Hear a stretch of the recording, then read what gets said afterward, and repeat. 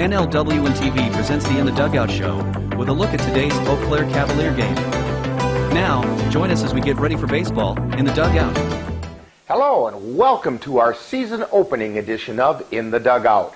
Rick Olson here in the NLWN-TV studios, and we're getting ready to bring you all the action of today's season opening game between the defending Chippewa River Baseball League champion Eau Claire Cavaliers and the brand new Whitehall Whitetails.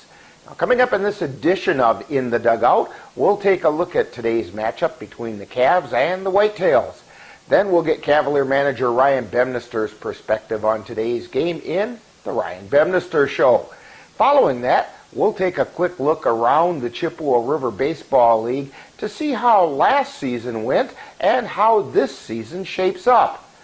Also, we'll take a moment to get to know one of this season's Cavalier players in Cavalier Profile.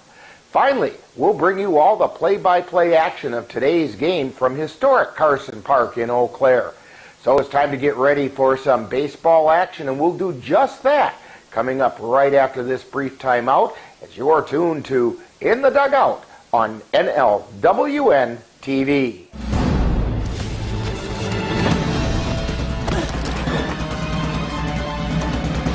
Even the mighty might not see it coming. It's prediabetes, and it captures 1 in 3 adults. But you can escape.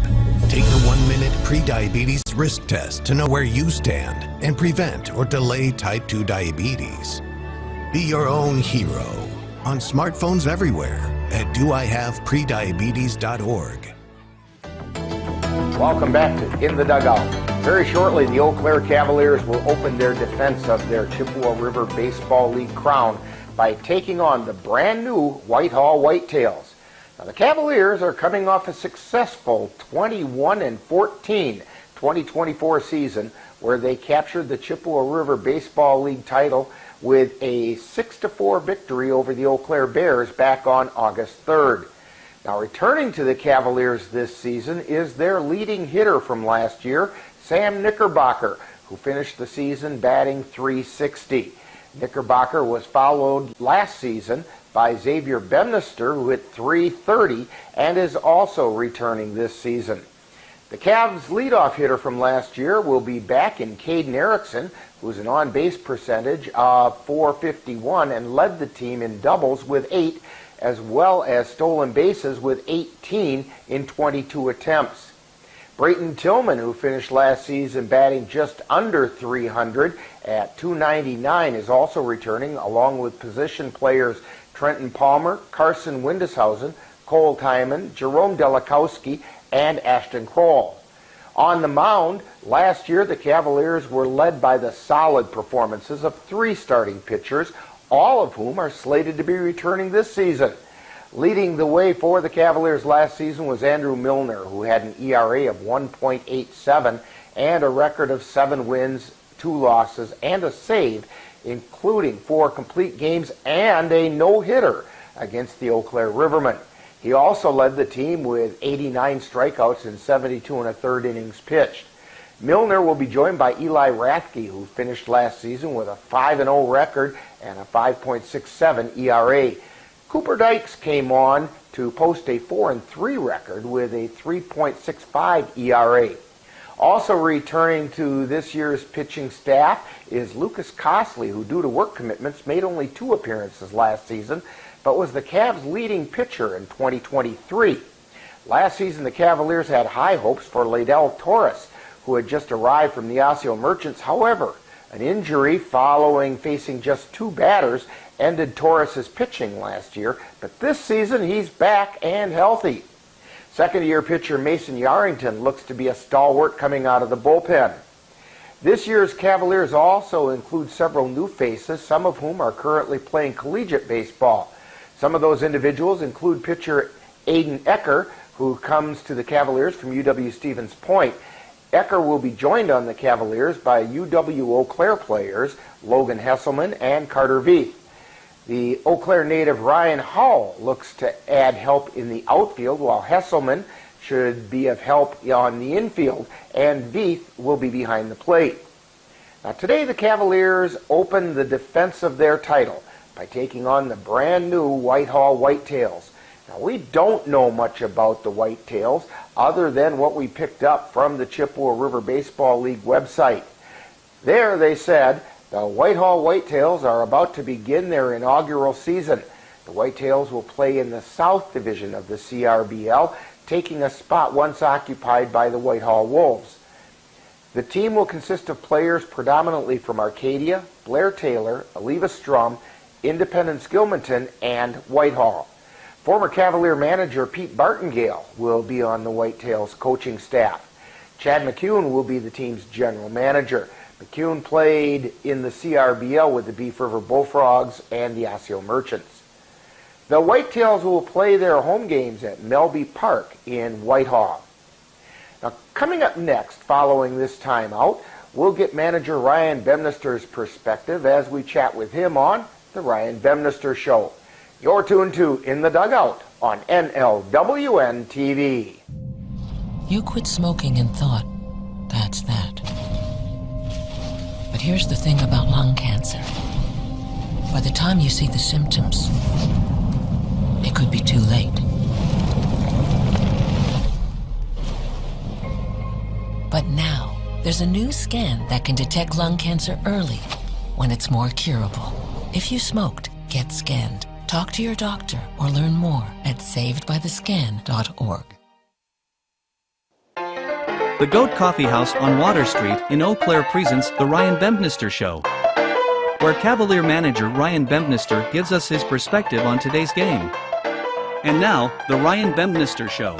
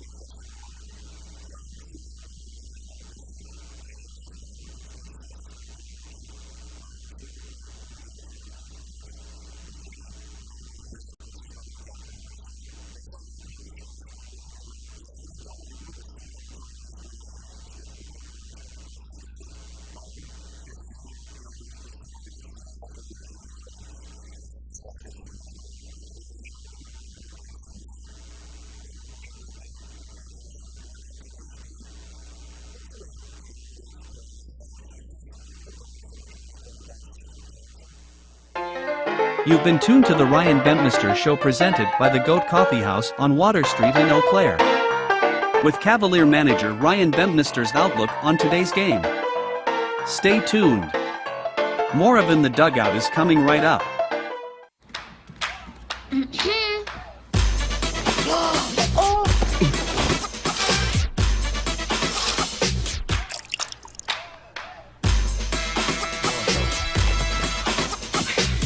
You're not gonna get it all right.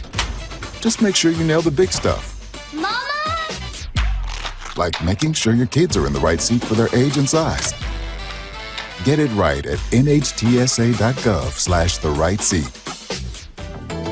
Welcome back to In the Dugout. We're getting ready to bring you all the action of today's season opener between the CRBL champion Eau Claire Cavaliers and the brand new Whitehall Whitetails. Now let's take a moment to examine the Chippewa River Baseball League. The CRBL is in its 97th season. Now, last season, each team played a 20-game league schedule, and when the smoke cleared at the end of the regular season, the playoffs were all set. In those playoffs, the Osseo Merchants, winners of the South Division, hosted the number 4 seed Cavaliers, while the North Division winner, Tilden Tigers, hosted the number 3 seed Eau Claire Bears. The Cavaliers defeated the Merchants 6-5, and the Bears topped the Tigers 8-4. So the Cavaliers traveled to Altoona to meet the Bears for the CRBL Championship, and the Cavs captured the title, coming out on top 6-4. Now this season, the big change in the CRBL is the Eau Claire Rivermen are no longer. They have been replaced by the Whitehall Whitetails. Now, the North Division consists of the Bloomer Woodticks, the Cadott Red Sox, the Chippewa Falls Lumberjacks, the Jim Falls Sturgeons, and the Tilden Tigers, while the South is made up of the Cavaliers, the Eau Claire Bears, the Beef River Bullfrogs, the Osseo Merchants, the Whitehall Whitetails, and the Augusta Athletics. The CRBL opened league play last weekend, with the Jim Falls Sturgeons taking an 8-4 decision over the Bloomer Woodticks. Then on Sunday, the Eau Claire Bears scored twice in the top of the 9th to pull out a 10-8 victory over the Augusta Athletics, while the Chippewa Falls Lumberjacks defeated the Tilden Tigers 9-1. Even though it's extremely early in the season, the current CRBL standings are as follows. In the North Division, tied for first place at 1-0 are the Chippewa Falls Lumberjacks along with the Jim Falls Sturgeons. In third place and waiting to start their season are the Cadott Red Sox. Tied for fourth place and 1 game back are the 0-1 Bloomer Woodticks and Tilden Tigers. In the South Division, it's the Eau Claire Bears off to the quick start at 1-0 in first place. There's a 4-way tie for second as the Beef River Bullfrogs, the Eau Claire Cavaliers, the Osseo Merchants, and the Whitehall Whitetails will all see their first CRBL action today. In sixth place at 0-1 are the Augusta Athletics. The CRBL games scheduled for today, in addition to the Cavaliers hosting the Whitehall Whitetails, include the Cadott Red Sox traveling to Jim Falls to face the Sturgeons at Grudem Field in Jim Falls. The Osseo Merchants will host the Beef River Bullfrogs at John Soiney Field in Osseo, and it will be the Tilden Tigers facing off against the Bloomer Woodticks in Bloomer. Now coming up next, following this timeout, we'll get to know one of this season's Cavalier players on Cavalier Profile. You're tuned to In the Dugout on NLWN-TV.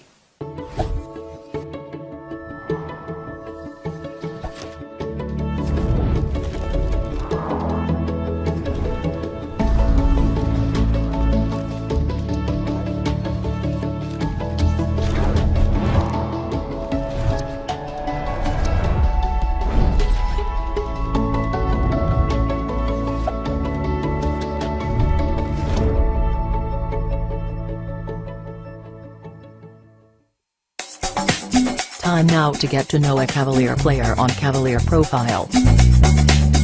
We'll get to know a little better who plays on this year's Eau Claire Cavalier baseball team. And now, Cavalier Profile. Today on Cavalier Profile, we're talking with Brayton Tillman. And Brayton, Tell us a little bit more about yourself, where you grew up, the different levels of ball you've played, and so on. I grew up here in Eau Claire, going to college at UW Eau Claire, played a lot of summer ball around the area, a lot of Eau Claire A's baseball and stuff like that. Okay, so when you're not playing baseball, what keeps you occupied or interested? Usually I'm watching sports, whether it be basketball, baseball, hockey is a big one, football is a big one, stuff like that. A few rapid-fire questions for you. This is our trademark question. I've got to ask you, pie, ice cream, cake, or cookies? Cookies. Which kind? I'm a chocolate chip guy, classic. Okay, that is the classic. Most people that say cookies, that's the one they come back with. And, of course, you're going to bring some by the press box sometime this year so we can sample them and make sure they're okay. Yep. Yeah, okay. All right. Burgers, brats, or hot dogs? Burgers. What do you want on that burger? Cheese, tomato, lettuce, ketchup, mayo. Yeah. Pretty classic burger. Yep. Tastes awfully good, though, doesn't it? Yeah. Okay. Favorite Major League team? The Brewers, Milwaukee Brewers. Okay, very good. Kind of a toss-up in this area between the Brewers and the Twins, so you're going with the East Side guys. Yep. Okay. Attaboy. Now, if you could sit down with any baseball person, whether it's a player or other baseball personality from any time in history, who might that be and why? I'd sit down with Hank Aaron just because he played at Carson Park. He's kind of a historical figure here, and just want to talk to the guy. And the guy could hit. Oh, yeah, he could. Yep. Okay. We're talking with Brayton Tillman on Cavalier Profile. And, Brayton, how about a shout-out to your family and friends that come and watch you at the Cavs? Shout-out to my mom, Kim, my dad, Mark, my brother, Wesley. He's been trying to get out of a lot of my baseball games lately, so we got to get him coming back. And remind us about what number you wear and where we're going to find you on the field. I'm going to wear 11, and you're going to find me out in the outfield, probably one of the corner outfield positions. Okay. We want to thank Brayton Tillman for joining us today on Cavalier Profile. Coming up, more of In the Dugout. This has been Cavalier Profile, where we get to know a little better who plays on the Cavalier baseball team.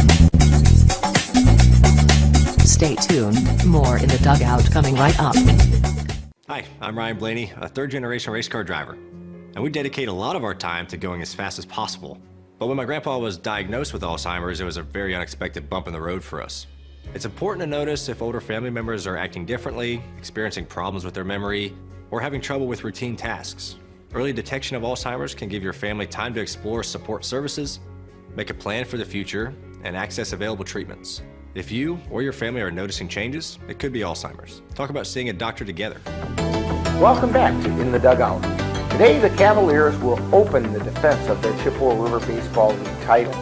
They're opening against a team they know very little about in the first-year Whitehall Whitetails. In addition, a significant portion of the Cavaliers roster has yet to arrive, as their collegiate teams have yet to complete their seasons. Although the bench might be a little thin, third-year head coach Ryan Bemnister is confident the players that he has on hand will compete well. So the Cavaliers are ready to get their 2025 season rolling, and we have some exciting Eau Claire Cavalier baseball for you right here on NLWN-TV. Now in just a moment, I'll be joining the rest of our broadcast crew at historic Carson Park in Eau Claire as we bring you all the action of today's season opener between the Eau Claire Cavaliers and the Whitehall Whitetails. That's coming up next. You've been tuned to In the Dugout on NLWN-TV. We come from a long line of farmers, and there's a sense of pride, but there's also a significant amount of pressure. Farmers have to take care of their physical and their mental health, because what's a farm without a farmer? Watching the sun come up, that's my time. I can have a cup of coffee, and every day's a new opportunity. That's cool. Your hand's gotten so Yay! Don't forget to check in on yourself. Love, your...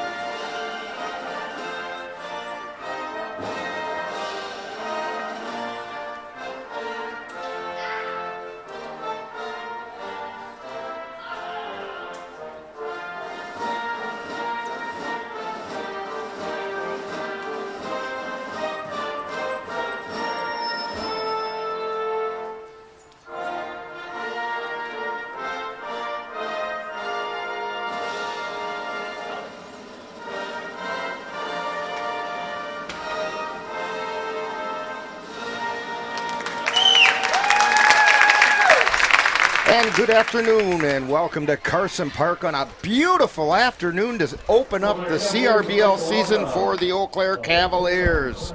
Cavaliers are taking on the Whitehall Whitetails. Rick Olson with you here today, along with Dan Petchow on the camera, Ben Ryder's on the computer, and we're getting ready to start today's ball game. Behind the plate is Rick Beyer, and that's the only umpire I see right now, so I think we're going with a one-ump program. We have some special guests today from the Lake Holcomb Cornell baseball team, and we're going to get a first ball pitcher as they're being introduced by Steve Kent on the public address system.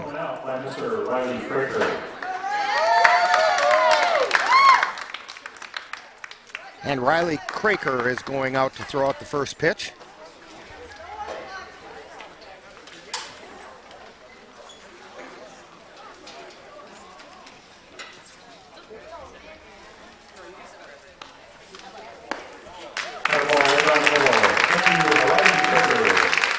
That one looked like it caught the inside corner, and Craker gets credited with a strike. Taking a look at the Cavaliers defensively, Xavier Bemnister is at third. Riley Gopinski, a new player for the Cavaliers, is at shortstop. Ashton Kroll is at second. Cole Tyman over at first. Carter Veith, right off his season with UW Eau Claire Blue Gold, is behind the plate. Out in the outfield, Trenton Palmer, Brayton Tillman, and Carson Windishausen going from left to right. On the mound, Eli Rathke. Last season, Rathke had a 5-0 record for the Cavaliers with a 5.67 earned run average. Leading off the first inning for the Whitehall Whitetails, Connor Weltzing is at first base. He'll be followed by Chris Killian, a former Cavalier. He's the designated hitter. Kyle Steenan, I think, is playing center field. Jake Bierke is on the mound. Brock Sluga is playing out in left field, we think. They had two left fielders and no right fielders, so we'll have to see how that works out. And Braden Lisowski is at third base. Tyler Webb at short. Devin McCune is that other one that's either in left or right, we're not sure which. And then Brandon Silla is playing second base. Parker Winshue is not batting, but he will be behind the plate for the Whitetails. Well, Dan, about ready for another Cavalier season to get started. Yeah, here we go. Nice day. Good, kind of a same team as the Cavs last year, but there's a few new players, so. A few new faces and a respectably loaded dugout. So we won't have any fiascos like we had last season where all of a sudden we ran out of players. By the way, for the Whitetails, coaching down in the third base box is former Cavalier manager Pete Bartingale. And the first pitch from Rathke is high and away for ball one.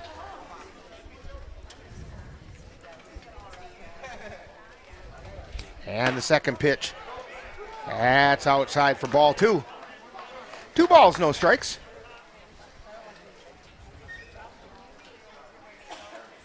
And the pitch, swing and a miss. Fastball on the outside edge, and he got Weltzing to chase that one. The 2-1 pitch, swung on a miss. Counts even at 2-2. Eli Rathke, known for his fastball and his high socks. Here's the wind and the 2-2 pitch. That's outside. You wanted that one. Yeah, I think you thought he had that one. Just a hair out. Here's the wind and the pitch. Chop foul down the first baseline. Count holds at 3-2. Just underway from historic Carson Park. It's absolutely beautiful here. Haven't seen the Ospreys yet. Here's the pitch. That's outside, and Weltzing draws a walk. That's going to bring up Chris Killian. He's the designated hitter. Like I said, he was on the Cavalier roster 3 years ago.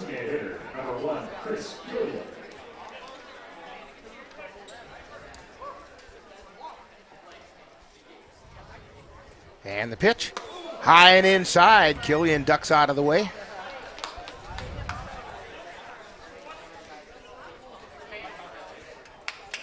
Carter Veith behind the plate for the Cavaliers. Weltzing takes his lead over at first. And the pitch. That's high for a ball. 2 balls, no strikes. I remember this from last year that Rathke, it would take him about an inning to get tuned into the strike zone. The 2-0 pitch. Inside, ball 3.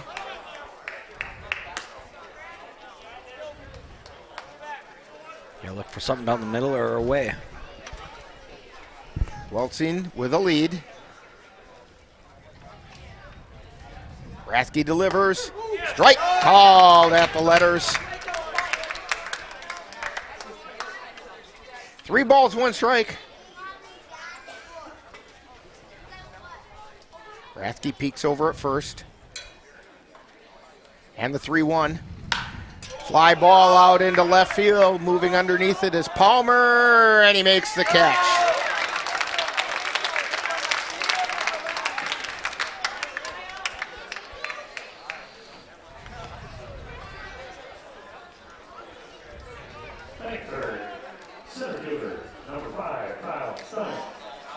Kyle Stein. It guesses how they're going to pronounce it, so we'll go with that. And I deployed 3 times. So in 2017, I was serving as an Air Force first. And a fly ball out into left field. Palmer underneath and makes the catch. 2 down.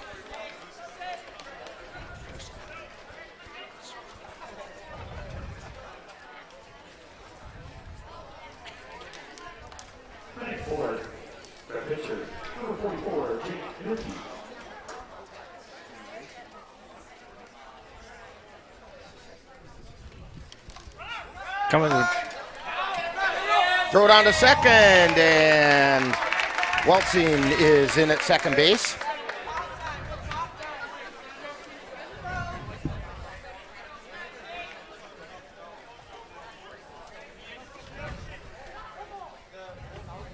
Jake Bierke, the pitcher, is at the plate. Weltzing takes his lead at second. And the pitch inside for a ball. 2 balls, no strikes.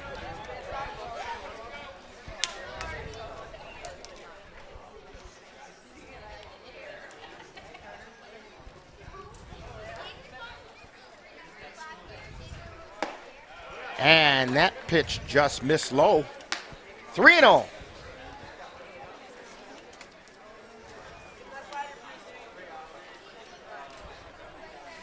Rathke at the belt. Takes a look at second. Now delivers. Strike called on the outside corner. 3 balls and a strike.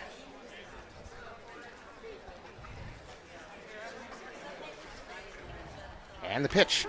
And that hit Bierke. So now we have runners at first and second.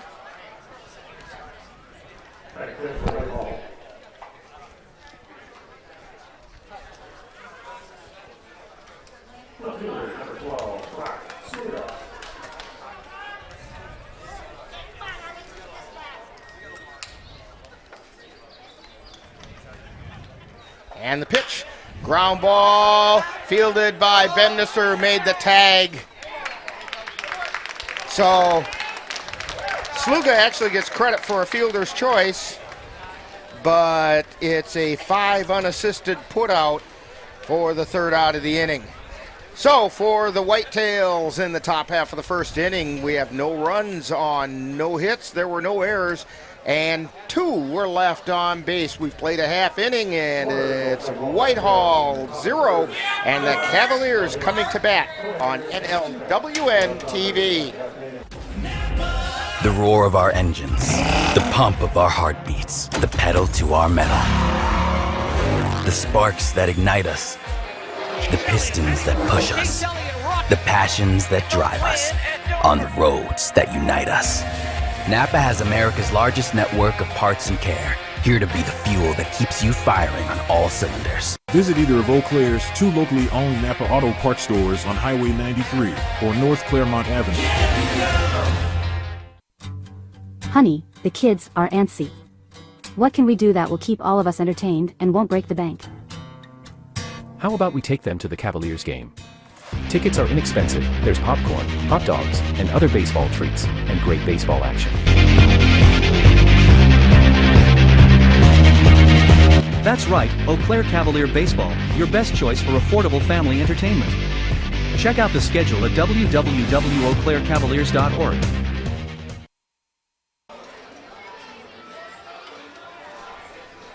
So we're going to head into the bottom half of the first inning. Due up for the Cavaliers, we have Brayton Tillman, then Xavier Bemnister, and Carter Veith scheduled to bat for the Cavaliers.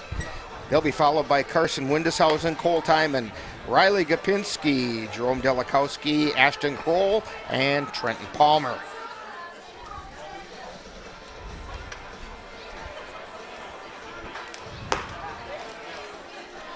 Manager Ryan Bemnister not taking advantage of the extra hitter. He still does have a little bit of a light roster today, as not all the players are done with their collegiate seasons.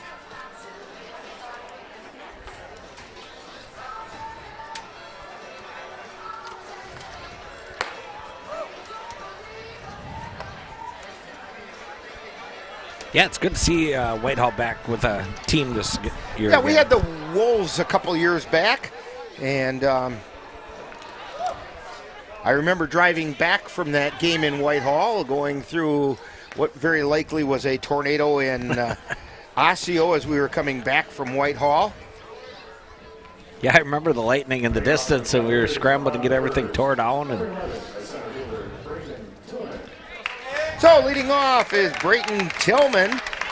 Finished last season batting .299 for the Cavaliers.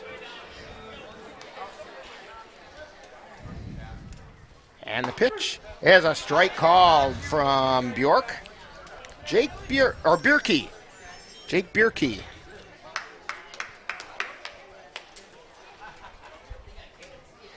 And the pitch, that's high for a ball.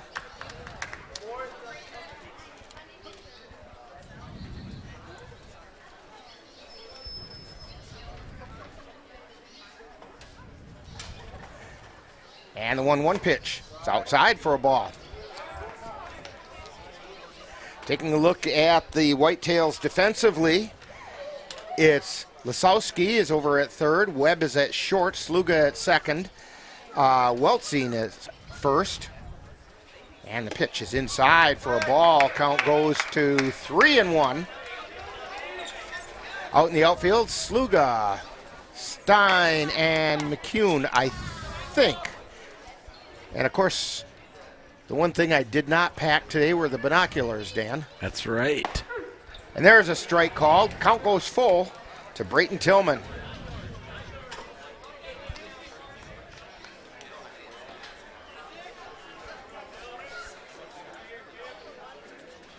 Here's the wind and the payoff pitch. Line shot out into center field. Is going to fall in for a base hit. And Brayton Tillman rounds first.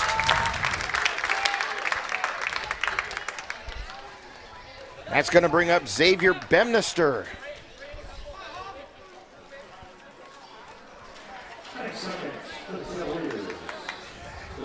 Bemnister finished last season batting .330. Spent most of his time last year out in center field. Moved into third base to fill in the roster, and he's kind of a jack of all trades. Third baseman playing in close. Bemnister shows bunt, pushes it down the first base line, but it rolls foul. A good idea by Bemnister. Lisowski reading bunt all the way.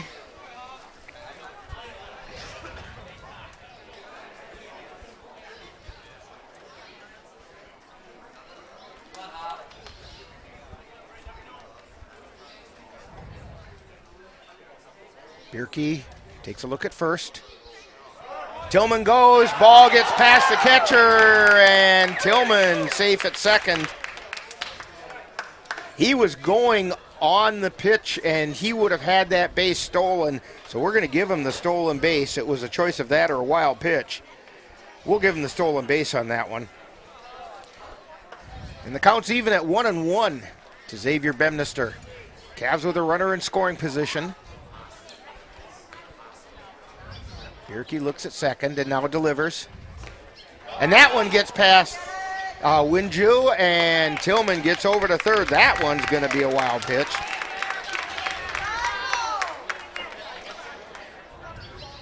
Choice situation for the Cavs here with a runner on third and nobody out. Lots of ways to get that run across. 2 balls and a strike to Bemnister. And the pitch inside. 3 balls and a strike. This is a hitter's pitch.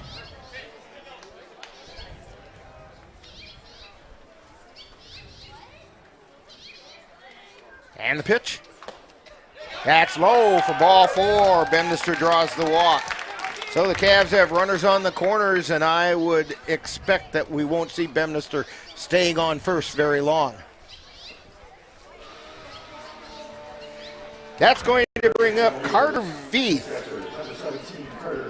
Yeah, and Whitehall's got to give them that because they got to keep Tillman at third. Veith with the Blue Golds finished the season batting .278. And that pitch gets away from the catcher. He kind of keeps it corralled nearby. Bemnister goes down to second.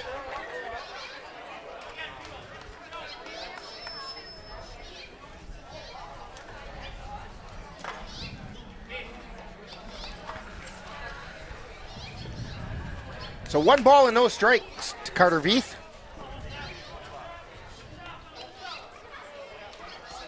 Veith hails from Elk Mound. That one's down in the dirt. Ball 2. Yeah, Bierke has to just get across the plate and let the defense take care of him. Those runners on base have kind of got him a little shook.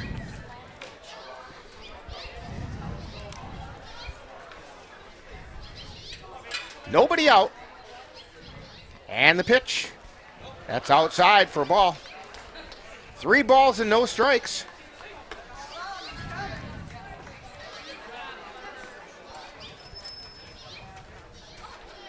Yeah, he's got to throw it instead of trying to place it. He's trying to place it right now.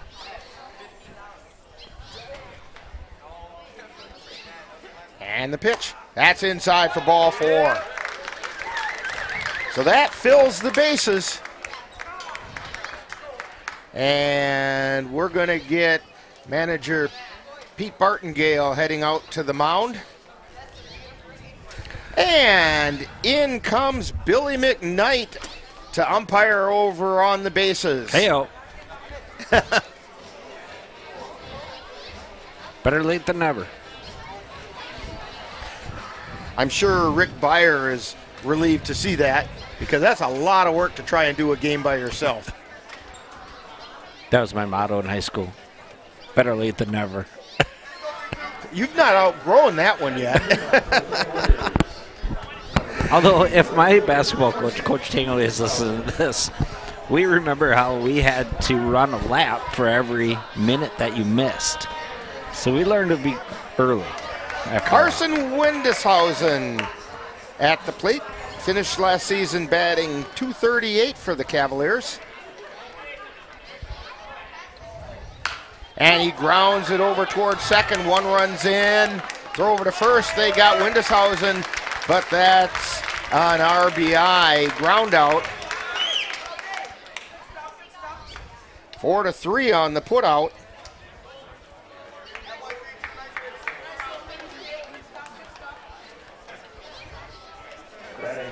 That's going to bring up Cole Timon.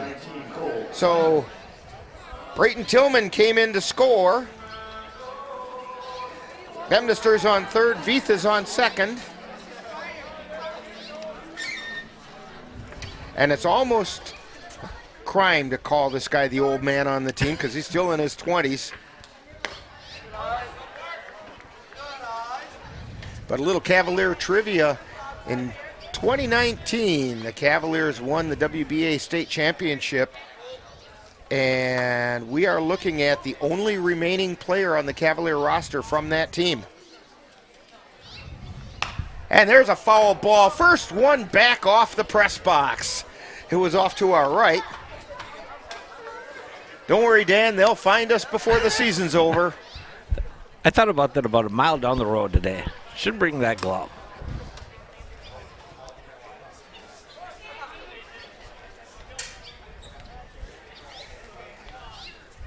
Bierke at the belt, and the pitch inside for a ball. 2 balls and a strike to Cole Timon. Turning around and taking a look. Yeah, right there. Yeah, that scuff mark is still on the back wall from the time it came flying in through here. Swing and a miss, strike 2.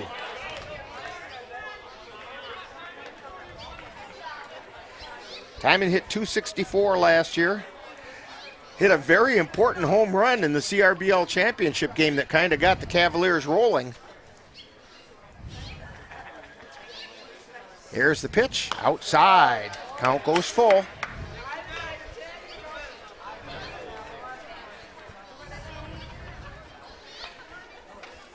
Jake Bierke on the mound for the Whitetails. And the pitch. High fly ball out into right field. Right fielder's under it. He makes the catch. Tagging and coming in to score is Bemnister.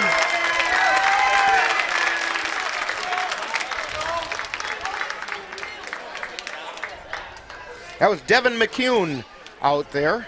He finally turned his back to us and I could see what his number was.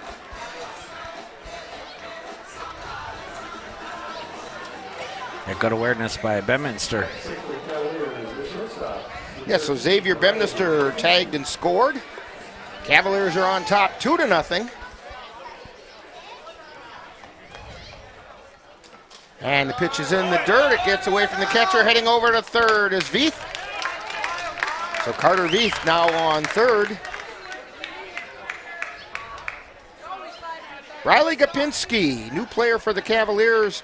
I just met him for the first time a couple nights ago at the gathering place for the Cavaliers, the West Side Bar and Grill. I'd like to invite all fans to come out and join with the Cavaliers out there.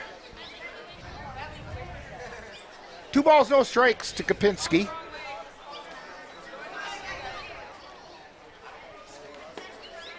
Pitch is a little bit low. That was a pretty good looking pitch, just a little low. Yeah. It's on the out edge. Bierke at the belt and delivers.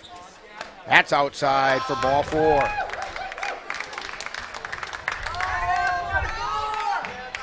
The runners now on the corners. Veith on third, Gopinski on second, Jerome Delikowski.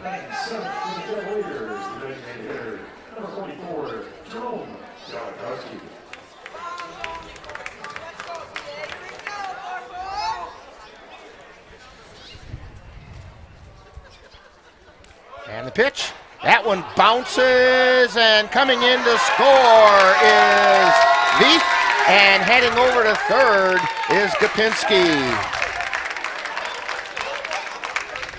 So Veith comes in on the wild pitch, and Gopinski ends up on third on the wild pitch. Cavaliers on top 3-0 in the bottom of the first inning.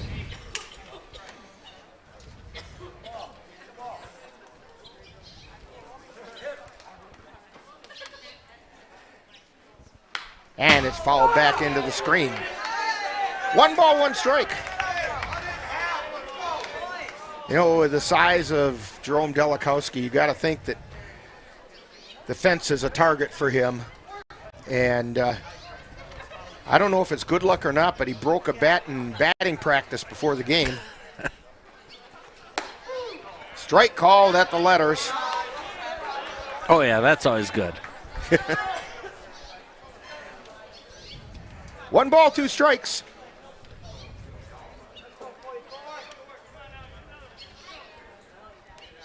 And the pitch.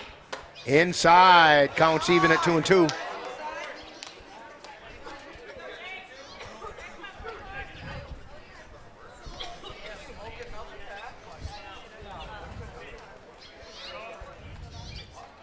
And the pitch. Outside. Count goes full. Both those pitches didn't miss by bunch. Carter Veith on third.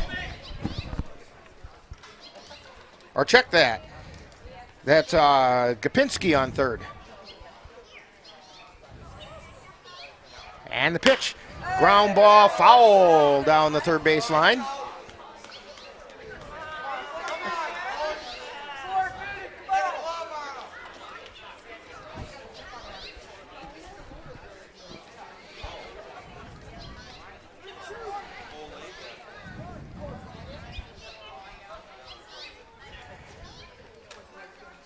Here's the payoff pitch. That's inside for ball 4.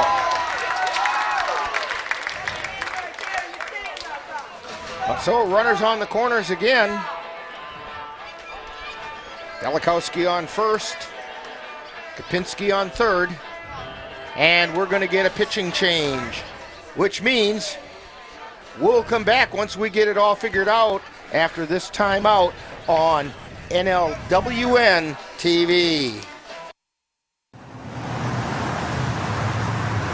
Let NLWN-TV take you out to the ballgame.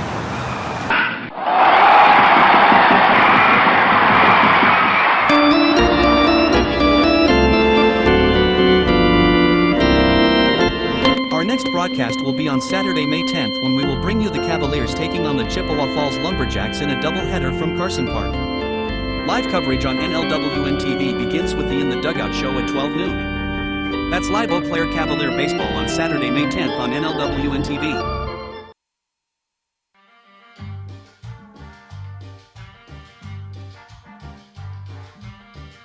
Adding your own flavor to fashion comes with age. Okay, Dad, look at you.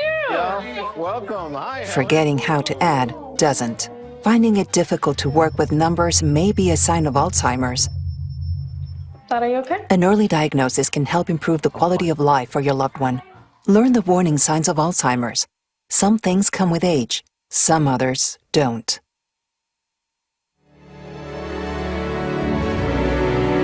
The Eau Claire Cavaliers would like to take veterans out to the ball game. That's right. As a thank you for your service, any veteran of the United States military can receive a lifetime pass for free admission to all Cavalier home games. Just come to Carson Park with your veteran identification, and the Cavaliers will issue you a free lifetime pass to all Cavalier home games. That's just the Cavaliers' way of saying thank you for your service. Can't believe you're doing this alone. I've done it before. I remember. You threw your back out. How you holding up? Hand me that board. Nothing wrong with getting help. I'm good. I did it when Felicia left. I'll figure it out. I know you will, but you don't have to do it alone. That's all I'm saying. If I promise to look into it, will you drop it and help me build this fence? Now you need my help. It can be a real pain sometimes, you know that? Mm-hmm. If you or a veteran you know needs support, don't wait. Reach out. Find resources at va.gov/reach.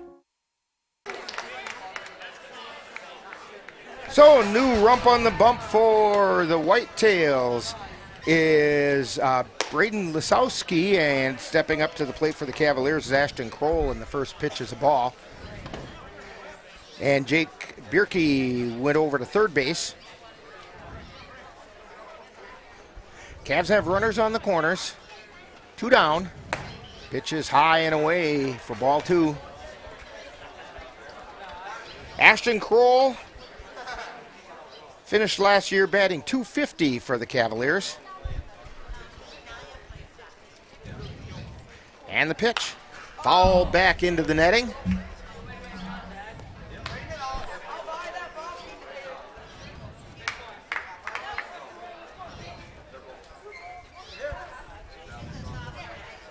2 balls, 1 strike to Ashton Kroll. And the pitch. That's outside for ball 3. Yeah, if you go out to the west side, the official home of the Cavaliers now, you might even get Ashton to make you a pizza. Ashton's family runs the West Side Bar and Grill. And the pitch is outside, and it's ball 4. So that loads up the bases and brings up the 9th hitter of the inning, Trenton Palmer. And he batted .233 last year. By the way, the numbers are in on Bierke. Went 2/3 of an inning, gave up 3 runs, are all earned. Only 1 hit, but he walked 4. And there's a chopper foul down the third baseline.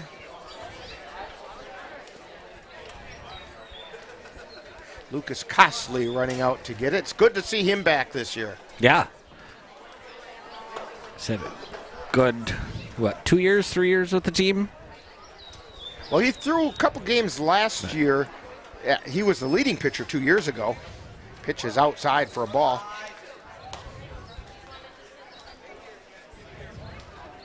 Ball and a strike, but his schedule just didn't allow him to do much more than that.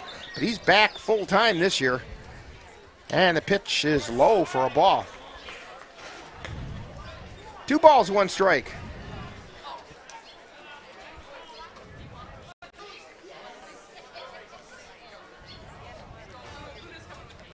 And the pitch, check swing, he went.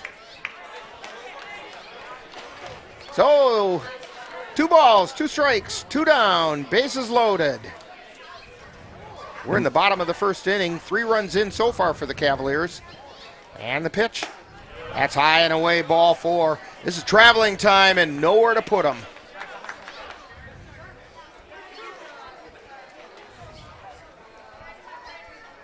Lesowski at the belt. And the payoff pitch. Strike 3 called. So for the Cavaliers, they pick up 3 runs on 1 hit. There were no errors, and 3 were left on base. So we've completed an inning, and it's the Cavaliers 3 and the Whitetails nothing, as you're tuned to Cavalier Baseball on NLWN-TV. The Eau Claire Cavaliers would like to take veterans out to the ball game. That's right. As a thank you for your service, any veteran of the United States military can receive a lifetime pass for free admission to all Cavalier home games. Just come to Carson Park with your veteran identification, and the Cavaliers will issue you a free lifetime pass to all Cavalier home games. That's just the Cavaliers' way of saying thank you for your service. Menominee Eye and Optical can help you see the world for the beautiful place it is. Doctors Nicholas and Marianne Comro provide comprehensive and emergency eye care for all, including pediatric and special needs patients. Whether it's examination for glasses to cataract or LASIK care, or diagnosis and management of macular degeneration, and so much more. In addition, Menominee Eye and Optical's experienced opticians will help guide you to the highest quality eyewear for the best value. That's Menominee Eye and Optical, 520 Wilson Avenue in Menominee, where they specialize in quality personalized care for you and your family. Heading into the top of the second inning, you know, Dan, the unfortunate thing, Cavaliers had a very productive inning that inning, but meant Eli Rathke had to sit in that dugout for a long time and get a little rusty sitting there. Yeah, it's nice to get a little rhythm to the game, but you'll take the runs. Due up for the Whitetails, we have now the pitcher, Braden Lesowski, then Tyler Webb and Devin McEwen. You know, Dan, I recognize a number of these names for the Whitetails because these are guys that we called in football games for the last few years. Pitch is inside for a ball. Yeah, a lot of these players are multi-sport players. Right, and a lot of this is a very young team for Whitehall. Check swing, strike called.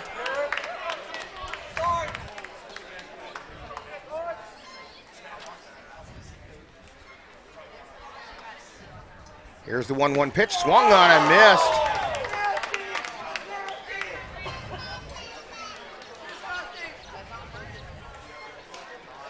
A ball and 2 strikes. Rathke winds and delivers. Strike 3 called on the inside corner. That's going to bring up Tyler Webb, the shortstop.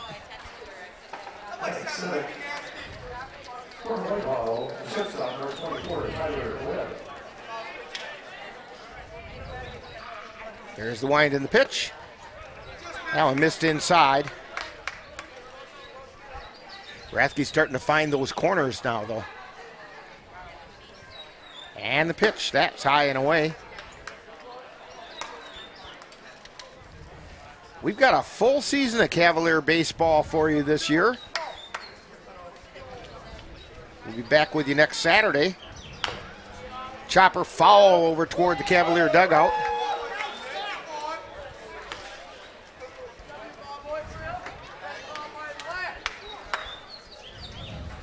Next Saturday, the Cavaliers will be taking on the Chippewa Falls Lumberjacks in a doubleheader. That's outside from right here at historic Carson Park. If the weather's anything like it is today, get out here and watch some baseball. Here's the wind and the pitch. Strike called. Count goes full now to Tyler Webb.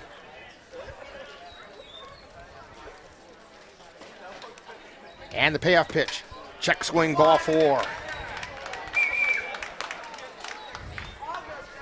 That's the second walk given up by Rathke. It's going to bring up Devin McCune, the right fielder.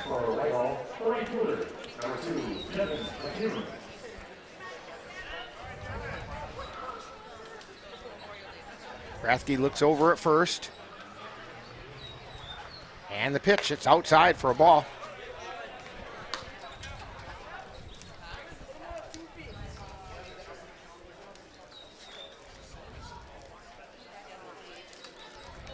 Rathke delivers. Outside, ball 2.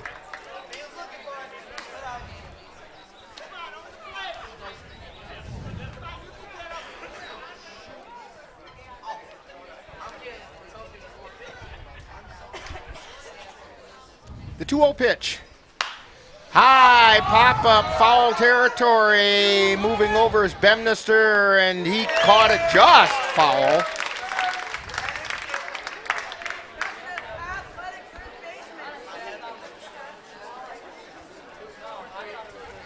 That's going to bring Brandon Silla, the second baseman. Boy, I tell you what, Dan, for an opener, it's 75 and sunny. How can you ask for better than this?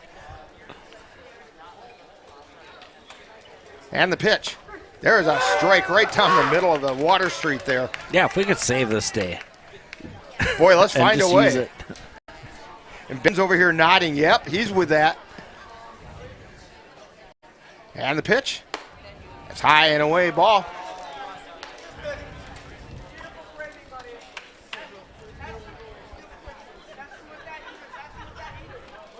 One ball, 1 strike.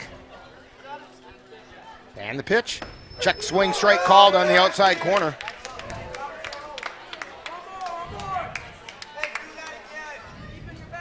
Top of the order's on deck with Connor Weltzing. And the pitch. That's outside for a ball. Blocked nicely by Carter Veith.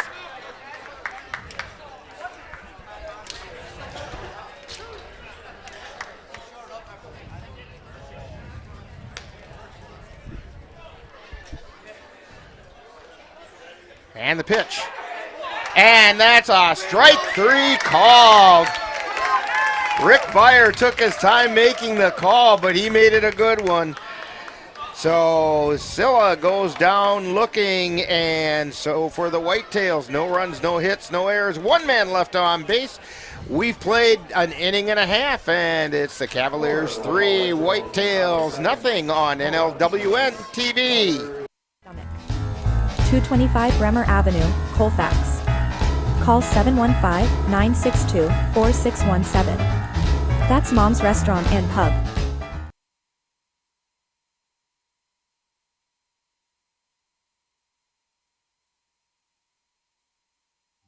Auto Vision Center in Eau Claire, your source for auto glass repair and replacement. Their quality work comes complete with a lifetime warranty on workmanship.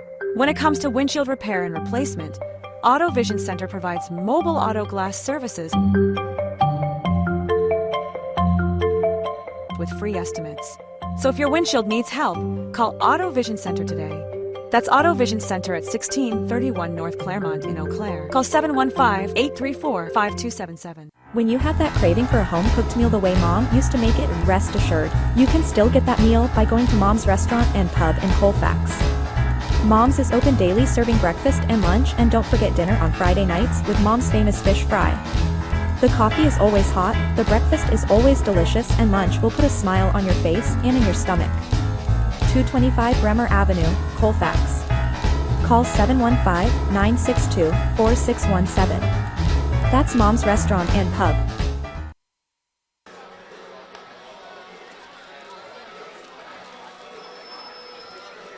We're back here at Carson Park. Heading into the bottom of the second inning. Back to the top of the order for the Cavaliers. Brayton Tillman will lead things off. He singled his last time up. The Cavaliers batted around in the first inning as they own that 3-0 lead. Forced the starting pitcher off the mound, and so now they're facing Braden Lisowski. Brayton Tillman is facing Braden Lisowski. A little bit of action going on down in the Whitetail bullpen, and the first pitch is fouled away.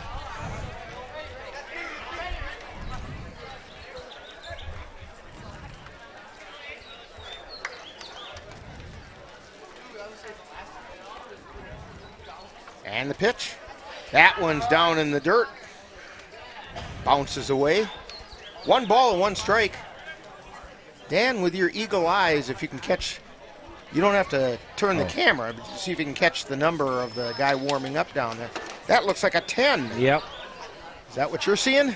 10 or 18. That's Sam Killian warming up. That missed low. 2 balls and a strike.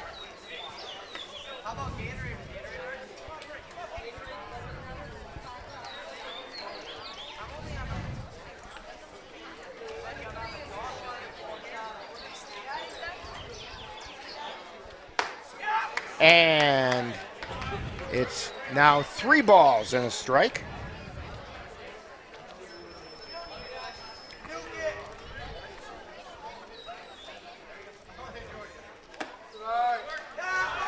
And he draws ball 4. So Brayton Tillman on first. Brings up Xavier Bemnister, who drew a walk his first time up and came around and scored. Again, they moved the third baseman Bierke in close. Bemnister shows bunt but pulls back, ball 1.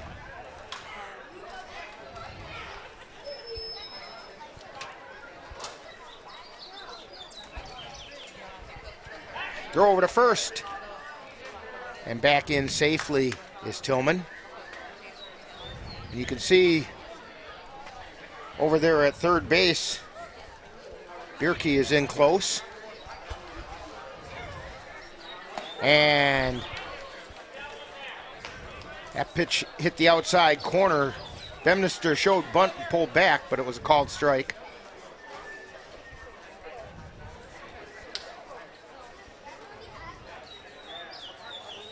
Throw over to first. Tillman back in.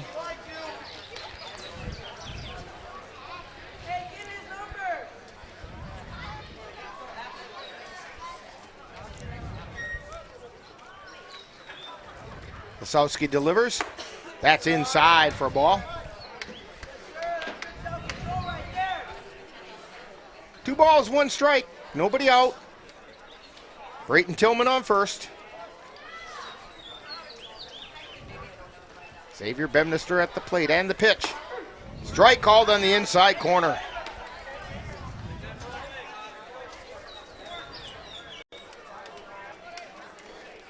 Counts even at 2-2. Wasowski delivers, and that's inside down towards second, and in safely is Tillman. Ball got away. Pretty good throw by the catcher. Silla just couldn't hang on to it. So Yeah. Tillman gets credit with a stolen base. Yeah, it looked like he got a great jump, but good job by Whitehall to actually get a pretty good throw off.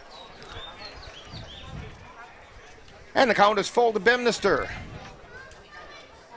And the pitch. Line shot out into right field. McCune is over, makes a catch. And there's one away.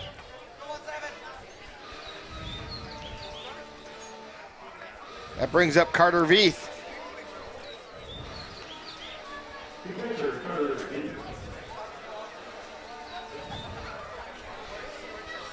Veith threw a walk his last time up, and then scored on a wild pitch. That pitch is a wild pitch right there, back to the backstop, and it's going to send Tillman over to third.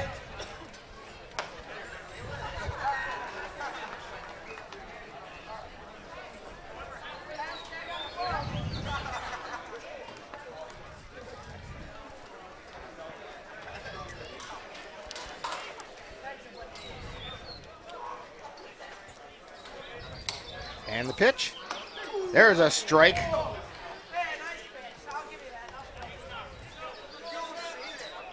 Looked like he pulled the string on that one. 1 ball and 1 strike. Check swing outside for a ball. 2 balls and a strike.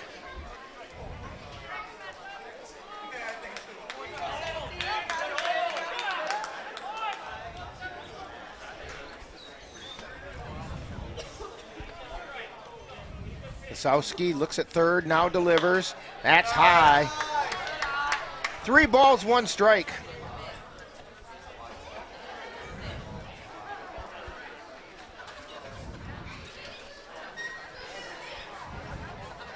And the 3-1 pitch. That one's fouled down the first base side. Brian Maher didn't even have a chance to make a play on that one in the first base coaching box.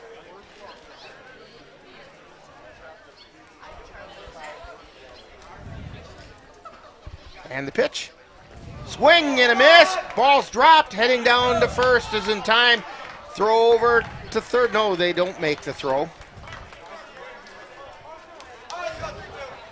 So Veith goes down swinging. So 2 down. Brings up Carson Windeshausen. Grounded to second, but drove in a run in the process. His first time up.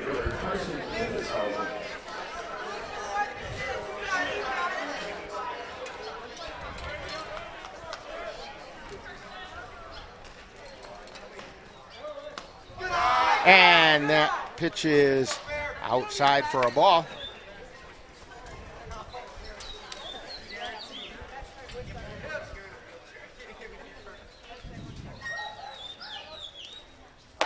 And that pitch is high for ball 2. Windeshausen homered during the fan appreciation game last August. Out over that WEAU TV 13 news sign. 2 balls, 1 strike to Carson Windeshausen.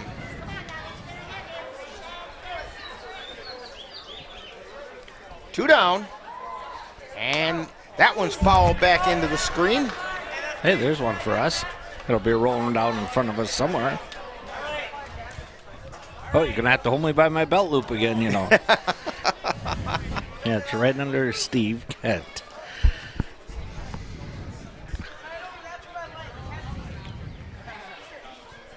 And the pitch, that was right over Windeshausen's helmet. You know, Dan, you're going to have to bring one of your fishing nets for scooping those up.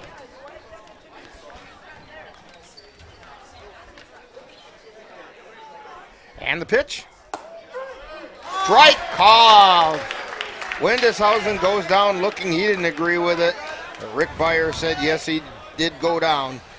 So for the Cavaliers, no runs, no hits. There were no errors. 1 left on base. So we've played 2 innings, and it's the Cavaliers 3 and the Whitetails nothing on NLWN-TV. F, G, or just F?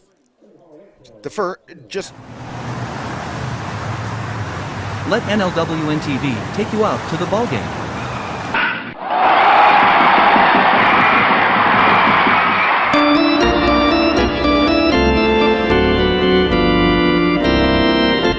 Our next broadcast will be on Saturday, May 10th, when we will bring you the Cavaliers taking on the Chippewa Falls Lumberjacks in a doubleheader from Carson Park.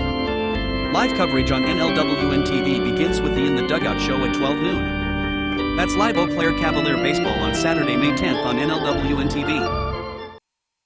Get in touch with the roots of the Chippewa Valley at the Chippewa Valley Museum, located in Eau Claire's Carson Park, with a mission of connecting people to their community and inspire curiosity. From reinventing the Chippewa Valley, a century of change in farm life, the Farmhouse Theater, along with the Wisconsin Logging Museum and Logging Camp. Also, the Chippewa Valley Museum features special temporary exhibits and traveling exhibits, as well as web exhibits. The Chippewa Valley Museum is open Tuesdays through Saturdays. Call for more information at 715-834-7871. And I want to remind you that the Chippewa Valley Museum's summer hours begin on May 31st. And if you want to find out more and find out exactly what those hours are, go to their website at cvmuseum.com. So leading off the top of the 3rd inning for the Whitehall Whitetails is the top of the order, Connor Weltzing. He walked his first time up. Rathke delivers, and that one's fouled off the plate.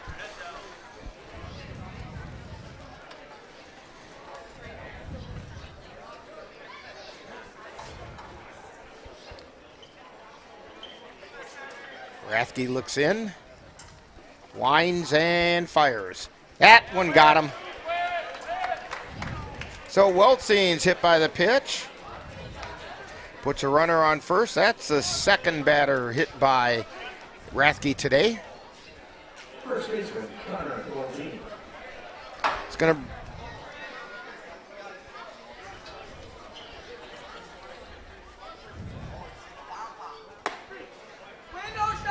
This is Chris Killian at the plate.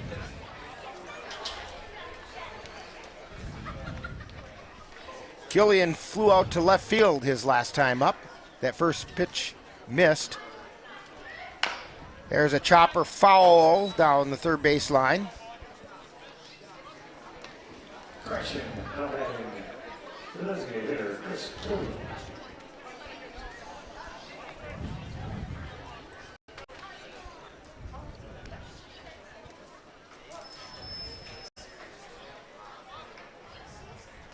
Rathke looking over at first and delivers. That was high and inside. In fact, that was so far inside it was almost outside, and down to second goes Weltzing.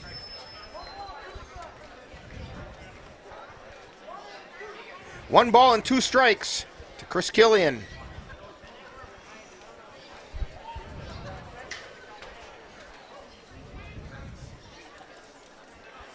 And the pitch.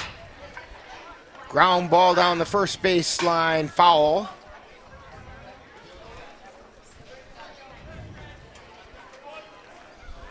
Count goes to 2-2, or remains at 1-2.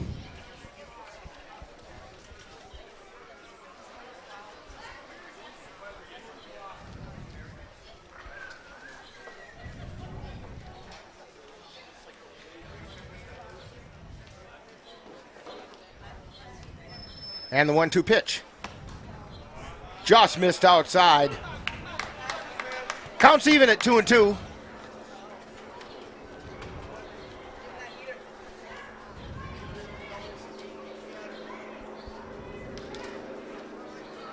And the pitch. Fly ball foul on the right side, out of play.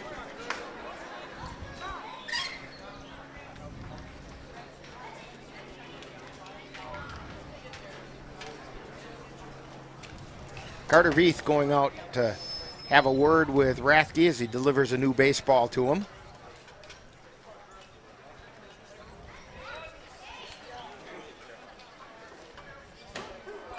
Two balls and 2 strikes to Chris Killian. Runner on second, and the pitch. Chopper down the third base side, foul ball. Bemnister was there to make the play. And the count holds it 2-2.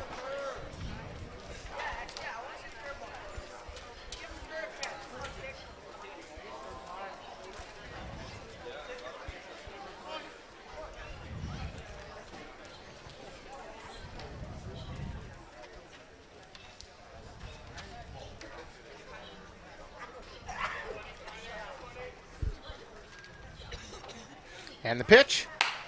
Ground ball up the middle, fielded it by Gapinski. Throw over to first, and can't be handled by Timon. Throw is in the dirt. We're going to put an error on the throw on that one.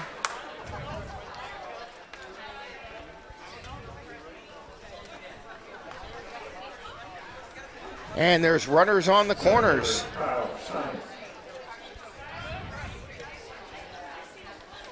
Kyle Stein at the plate, the center fielder. He flew out to left his last time up. That pitch missed inside for a ball.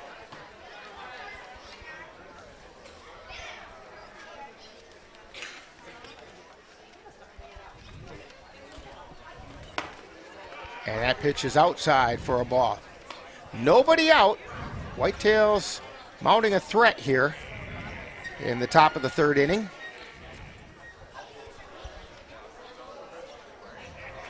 Rathke delivers. Just a little bit high. 3 balls and no strikes. Kyle Stein.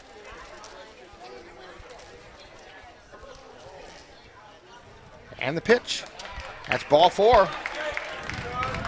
So the bases are now loaded with nobody out. And Ryan Bemnister wants to have a chat. And nobody warming up for the Cavs. And so we'll see. I think he just wants to get a feel for where Rathke is. It's early in the season, so you just don't know how many pitches a guy has in him. Yeah, Whitehall's already on their, second? Second, and they had someone warming up last half inning. And they said everything they needed to say.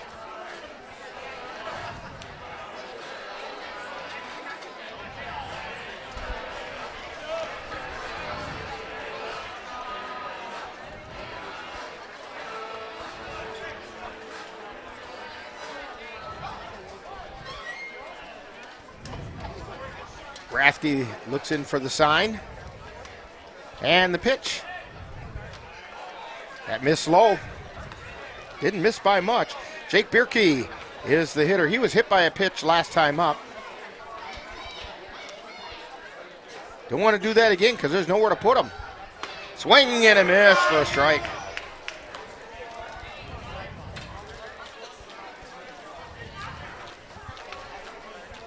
One ball and 1 strike.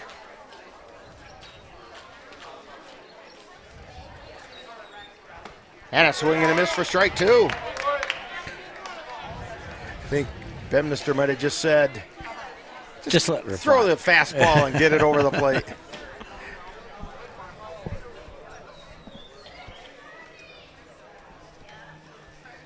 There's the 1-2 pitch. Pop foul out of play. Yeah, sometimes when you start getting too cute, and try to do stuff with the ball instead of just throwing it, and then you can't find the target. And if you miss a few times, sometimes that target shrinks a little. I don't think intentionally. I think it's just natural. Yeah. That one missed high and away. 2 balls, 2 strikes.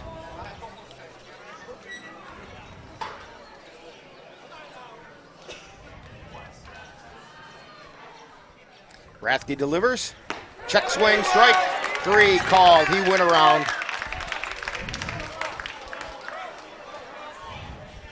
Strikeout number 3 for Rathke. That's going to bring up Brock Sluga. He grounded into a fielder's choice last time up. Grounded over to third. Bemnister made the tag out to end the inning in the first inning. That pitch is inside for a ball. 1 out.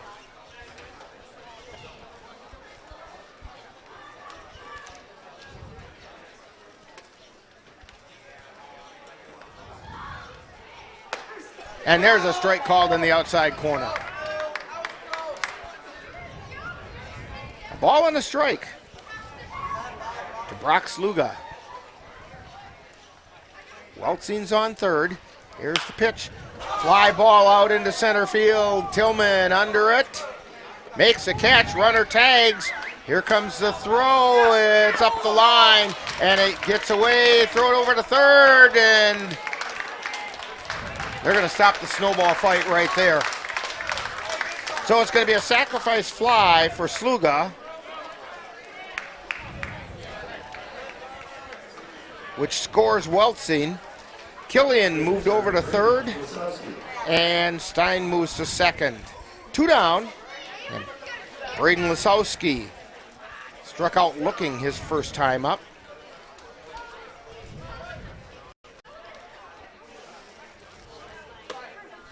And there's a called strike.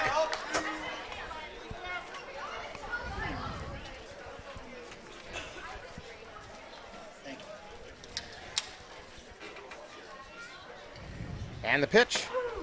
And there's a strike called. No balls, 2 strikes, 2 down, 2 on. We're in the top of the third inning. And the pitch. Fouled. Lands in foul territory. Timon couldn't quite get over there.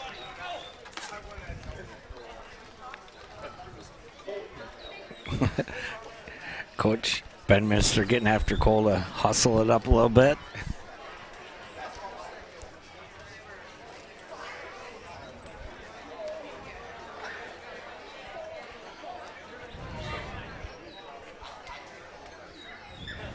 Count remains 0-2. Here's the 0-2 pitch. Ground ball over to third. Fielded by Bemnister. Throw to Timon was high, and 2 runs come in to score. It's going to be an error on Bemnister for the high throw. And Killian comes in to score, as does Steinen, and we are tied.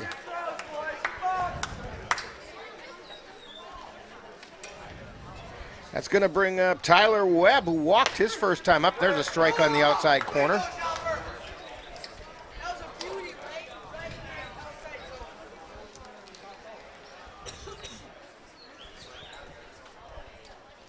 And the pitch.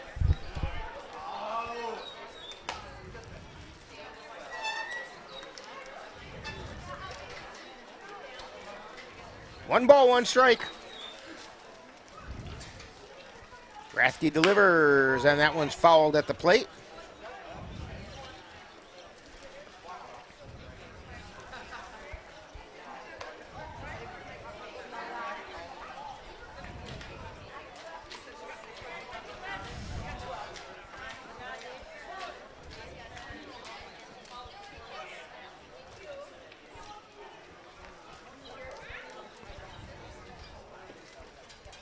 And the pitch.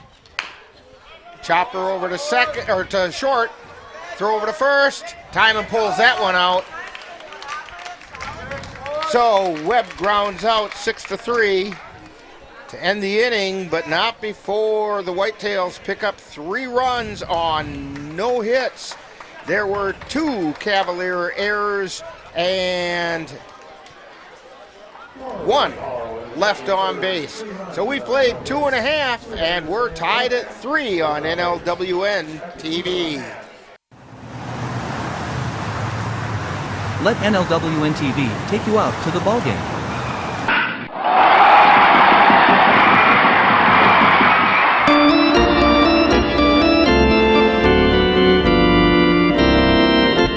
Our next broadcast will be on Saturday, May 10th, when we will bring you the Cavaliers taking on the Chippewa Falls Lumberjacks in a doubleheader from Carson Park. Live coverage on NLWN-TV begins with the In the Dugout show at 12 noon. That's live Eau Claire Cavalier baseball on Saturday, May 10th on NLWN-TV. Get in touch with the roots of the Chippewa Valley at the Chippewa Valley Museum, located in Eau Claire's Carson Park, with a mission of connecting people to their community and inspire curiosity.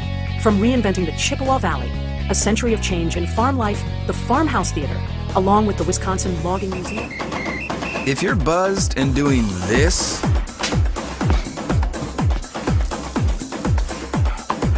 to make yourself feel okay to drive, ZWX.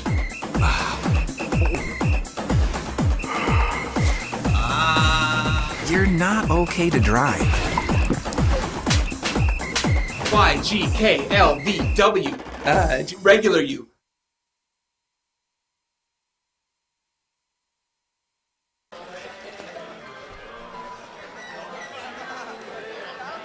Heading into the bottom of the third inning, all of a sudden we're tied. It's amazing what a couple of errors will do. Yeah, Whitehall just staying with it and took advantage of those errors.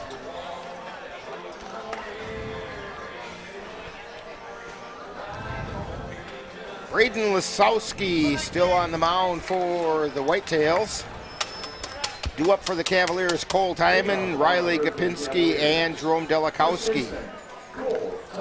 Timon hit a sacrifice fly to right field, scoring a run.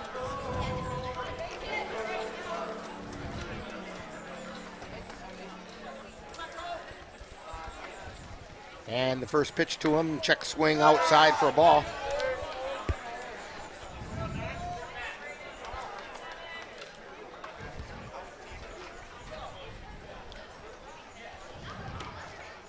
Here's the wind in the pitch.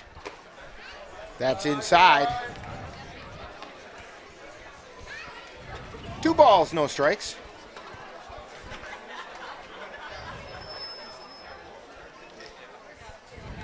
And the pitch. That's a called strike on the outside corner.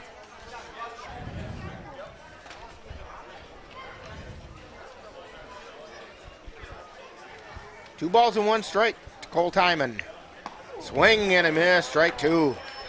Way out in front of that one.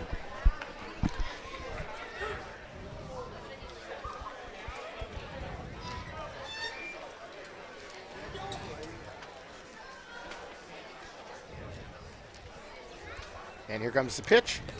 That one's in the dirt, goes back to the screen. Full count now.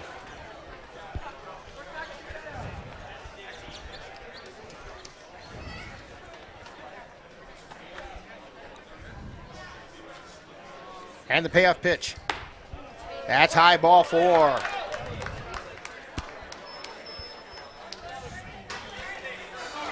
That's going to bring up Riley Gapinski.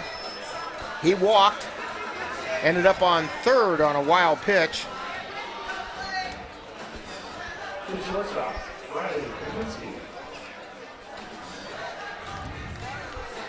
I don't expect to see Timon doing a lot of running here.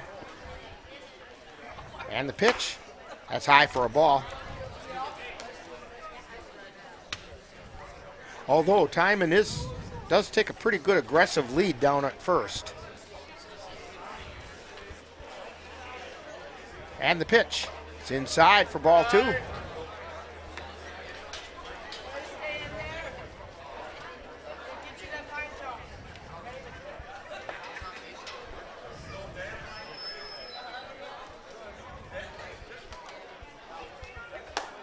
Skowski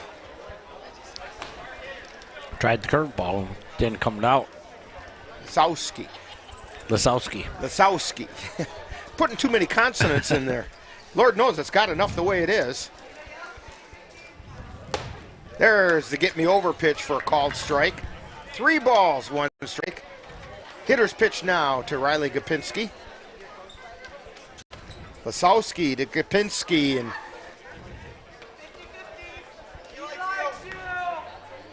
almost makes you think Timon forgot a few letters in his name. Lasowski looks over at first and now delivers. That's ball 4. That's the second walk drawn by Gopinski. It's going to bring up Jerome Delikowski. 2 runners on, nobody out. Manager Pete Bartingale wants to have a talk.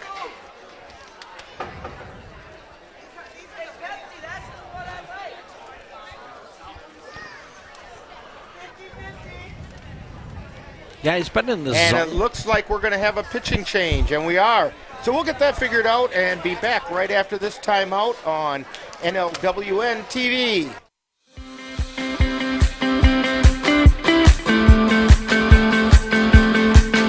We at NLWN-TV are excited to take you out to the ballpark for Colfax Viking baseball. Our next game will be on Monday, May 5th when the Viking host the Spring Valley Cardinals. Our coverage begins with the Bullpen Show, where we'll warm you up for baseball action starting at 3:40 p.m. That's Colfax High School baseball on Monday, May 5th.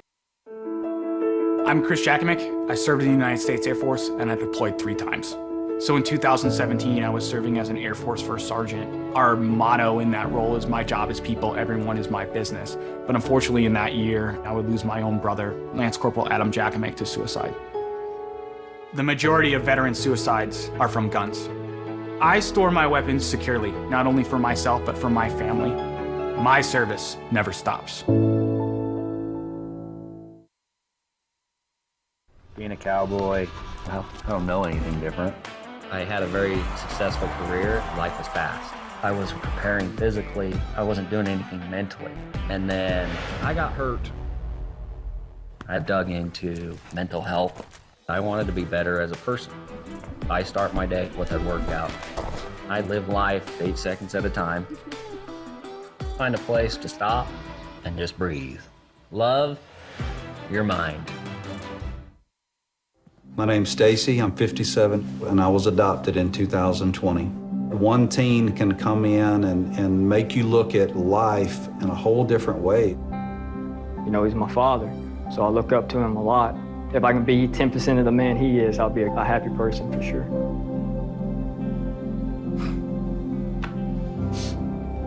Learn about adopting a teen from foster care. You can't imagine the reward. Visit adoptuskids.org. I don't think that many kids in my son's school even do it. He makes fun of his friend who vapes. He would never try it. She's into soccer. She's on the honor roll. She's just not the type. No way. No way. No way. No way, my kid would never vape. Get your head out of the cloud. Today, nearly 8,000 kids will start vaping. Maybe even yours. Learn about the dangers at talkaboutvaping.org.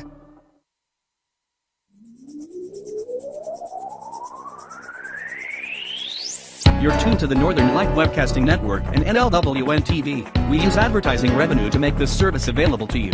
If you have a business and would like to get your message out to our ever-increasing audience, give us a call at 715-563-1749. We'll be happy to discuss our budget-friendly advertising packages with you. Get your business noticed on the Northern Light Webcasting Network and NLWN-TV by calling 715-563-1749. Let NLWN-TV take you out to the ballgame.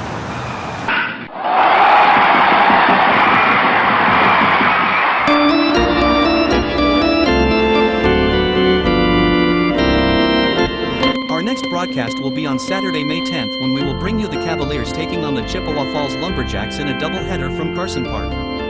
Live coverage on NLWN-TV begins with the In the Dugout show at 12 noon. That's live Eau Claire Cavalier baseball on Saturday, May 10th on NLWN-TV.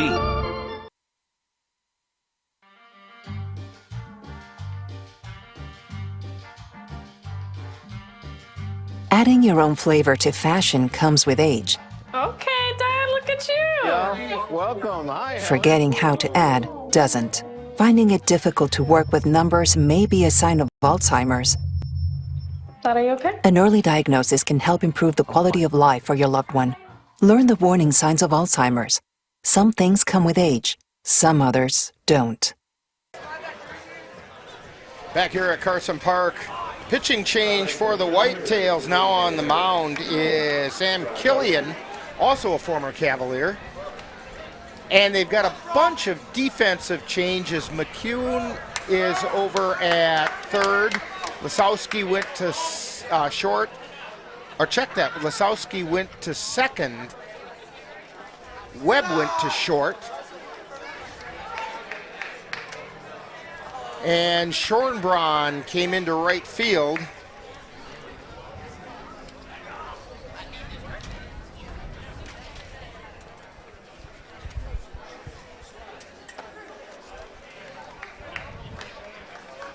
Outside edge there for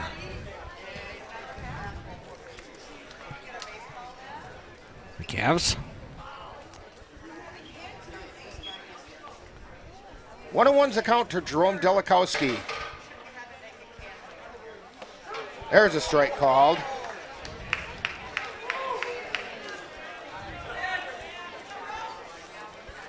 Brock Sluga now behind the plate for the Whitetails.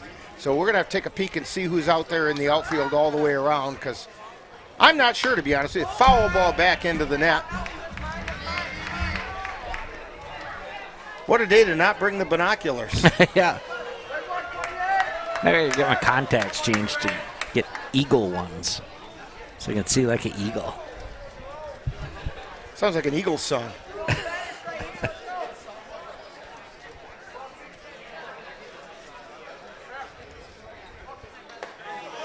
And there's a curveball. Delikowski goes down looking.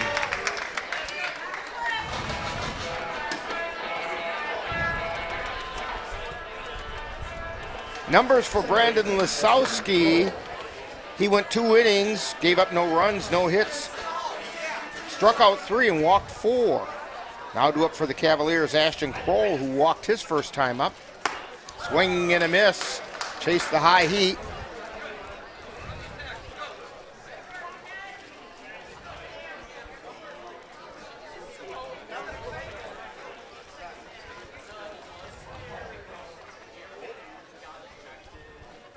And the pitch. Fly ball out into right field. Schornbraun makes a diving catch. Yeah, good defense by the Whitetails. Trenton Palmer comes up for the Cavaliers. He went down looking.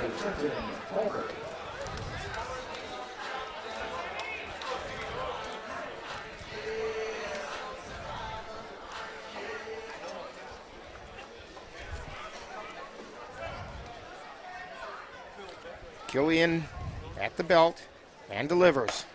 Swing and a miss. Palmer knew he chased a high one that time. He didn't like the fact he swung, but he did.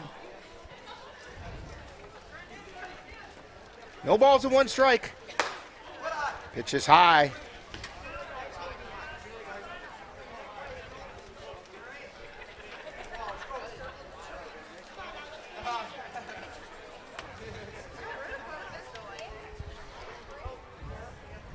And the pitch, swung on a miss. 1 ball, 2 strikes, 2 down, 2 on. Cavs would like to recapture the lead here.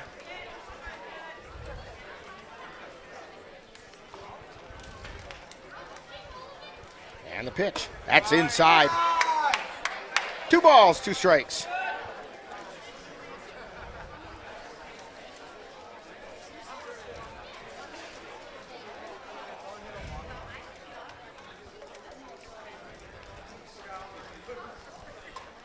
And the pitch. That's outside, bounces out of the catcher's glove. That's Sluga behind the plate. Traveling time now for the Cavaliers. Full count. Trenton Palmer. 2 down, runners will be off on the pitch.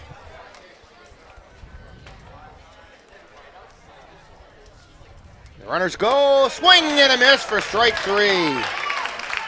Palmer goes down swinging, and the Cavaliers go down with no runs, no hits, no errors. 2 are left on base. We've completed 3, and we're tied at 3 on NLWN-TV.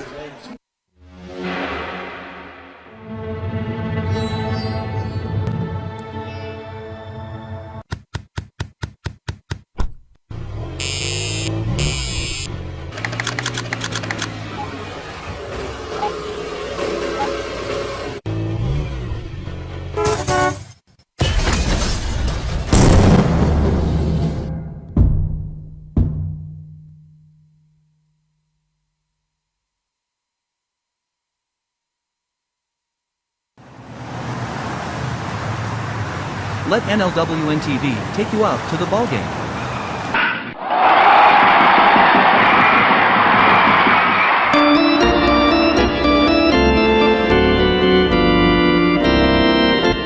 Our next broadcast will be on Saturday, May 10th, when we will bring you the Cavaliers taking on the Chippewa Falls Lumberjacks in a doubleheader from Carson Park. Live coverage on NLWN-TV begins with the In the Dugout show at 12 noon. That's live Eau Claire Cavalier baseball on Saturday, May 10th on NLWN-TV.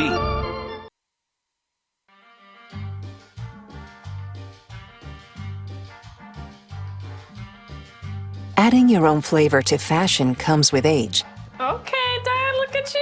Yeah, welcome. Hi. Forgetting how to add doesn't. Finding it difficult to work with numbers may be a sign of Alzheimer's. Dad, are you okay? An early diagnosis can help improve the quality of life for your loved one. Learn the warning signs of Alzheimer's. Some things come with age, some others don't.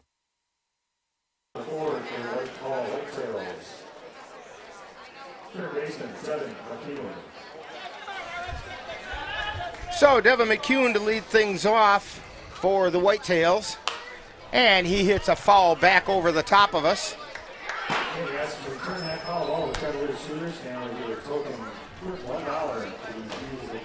Eli Rathke still on the mound, starting his 4th inning of work. Here's the pitch.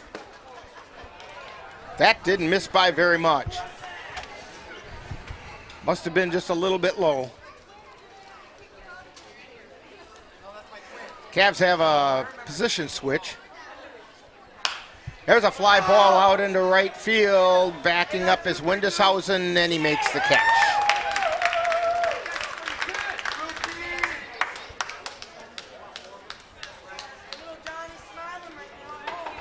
That's going to bring up Brayton Sella. Or Silla.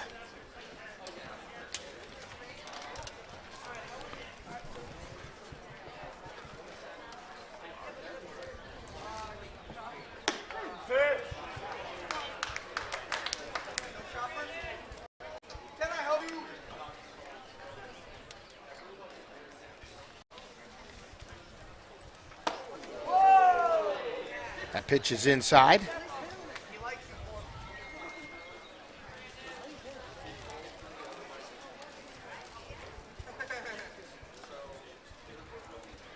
Swing and a miss.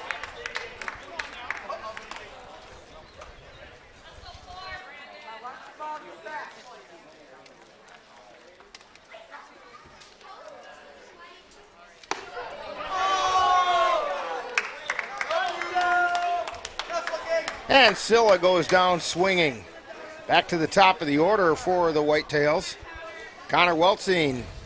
He walked and was hit by a pitch. He scored a run. So he does not have an official time at bat.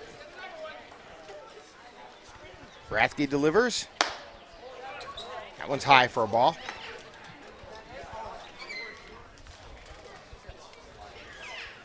Rathke winds and fires. Just missed high, ball 2.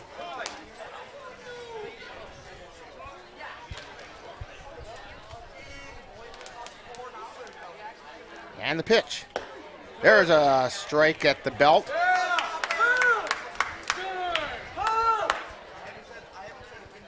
Two balls and a strike. Connor Weltzine. Chopper foul.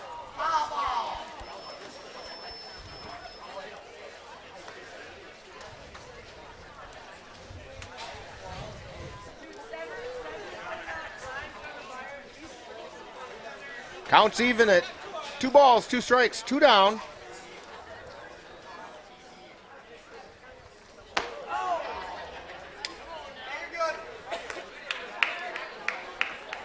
That one missed outside.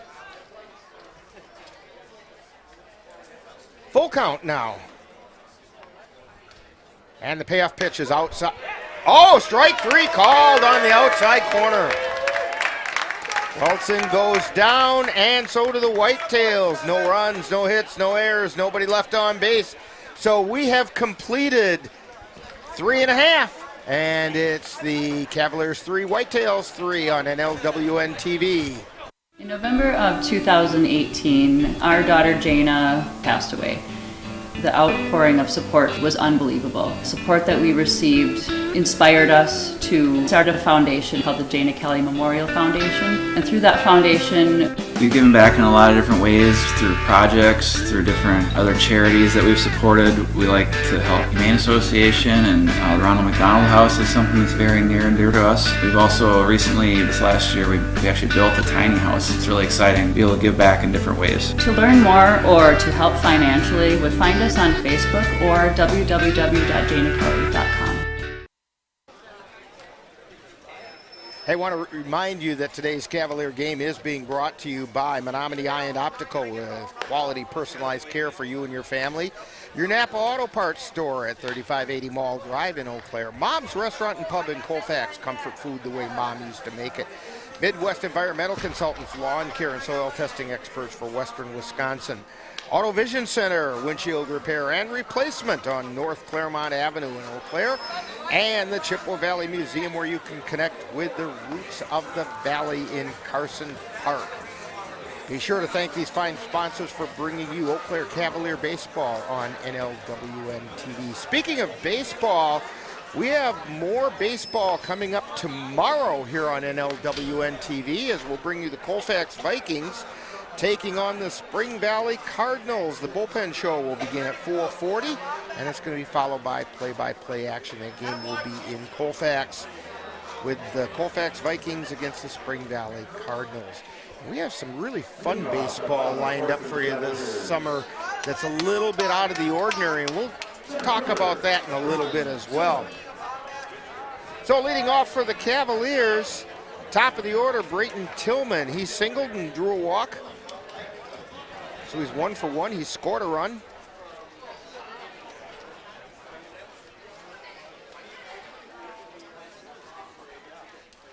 Sam Killian, and a fly ball out into right center field. That's going to find the warning track.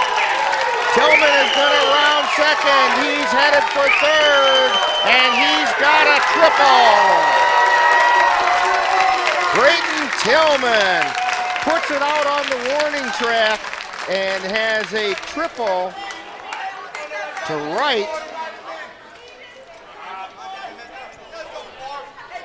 Yeah, Whitehall just left it right over the middle and took advantage of that one. Well, he found the gap out there, but it just about hit the warning track on the fly. He got all of that one. That brings up Xavier Bemnister, who flew to right his last time up.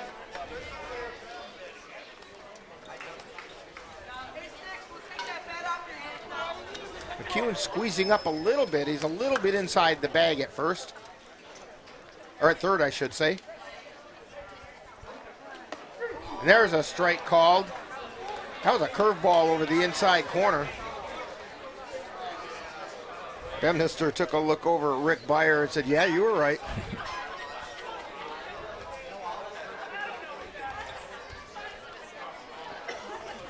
One ball and one strike, nobody out, runner on third. Killian delivers.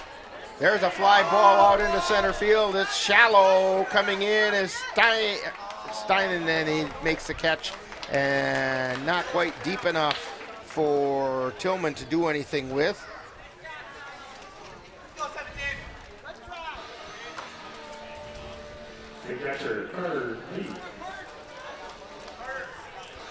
So Carter Veith steps to the plate. 0 for 1 today. He struck out his last time up. He also drew a walk and scored. And that pitch is behind him for ball one. Breaking ball that didn't break. Actually, Veith is probably lucky it didn't break because it would have gone right into his hip had it done that.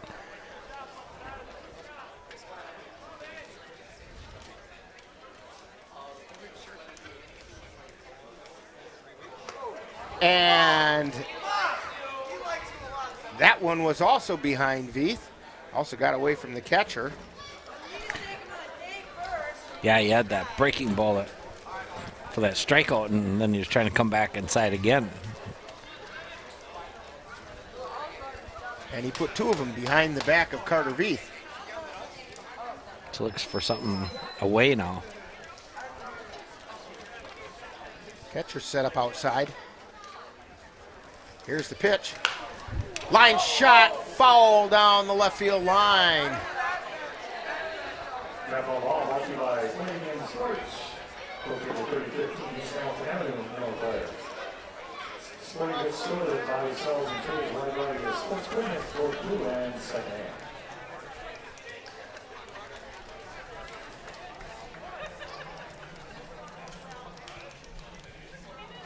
Two balls and a strike to Carter Veith. Runner on third, one out. Here's the pitch. Ground ball, past the glove of the first baseman, out into right field, and in to score is Brayton Tillman.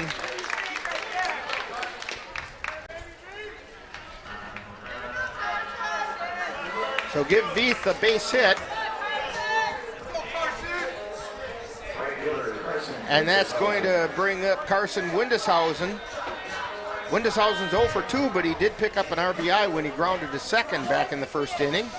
Then went down looking his last time up. Throw over to first.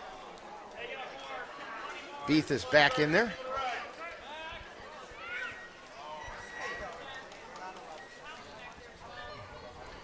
Throw over to first. Oh, they almost threw that one away.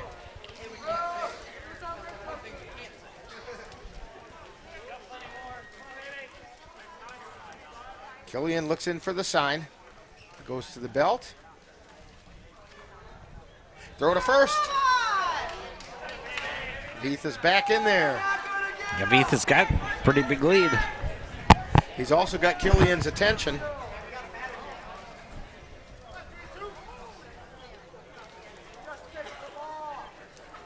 And the pitch. That's high for a ball. That was almost a pitch out. It almost looked like they were expecting Veith to go. Yeah, we'll see if he goes here. And the pitch.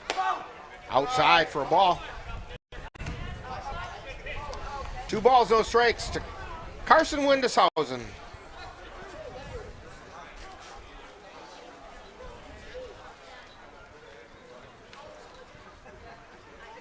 And the pitch. There's a strike on the outside corner.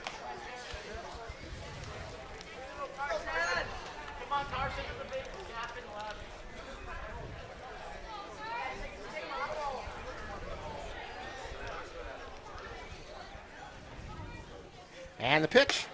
Strike called on the outside corner. 2 balls, 2 strikes, 1 out.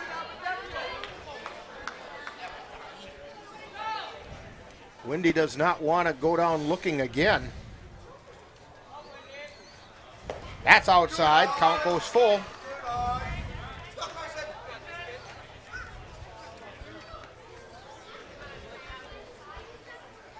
Three balls, 2 strikes, 1 out.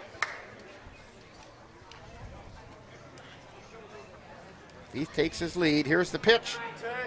And strike 3 called on the inside edge, and Windeshausen doesn't like it, and he's got a couple words with Rick Beyer.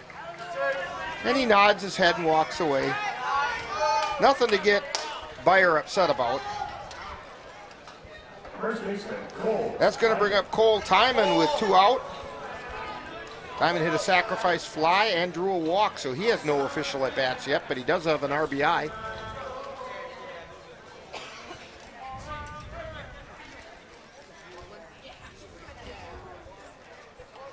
Swing and a miss for a strike.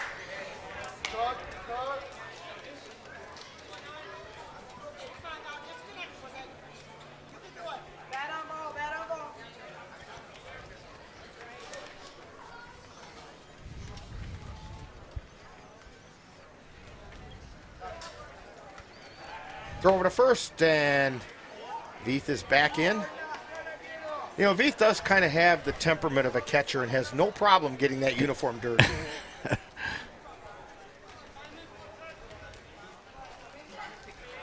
Killian at the belt and delivers. It's inside for a ball.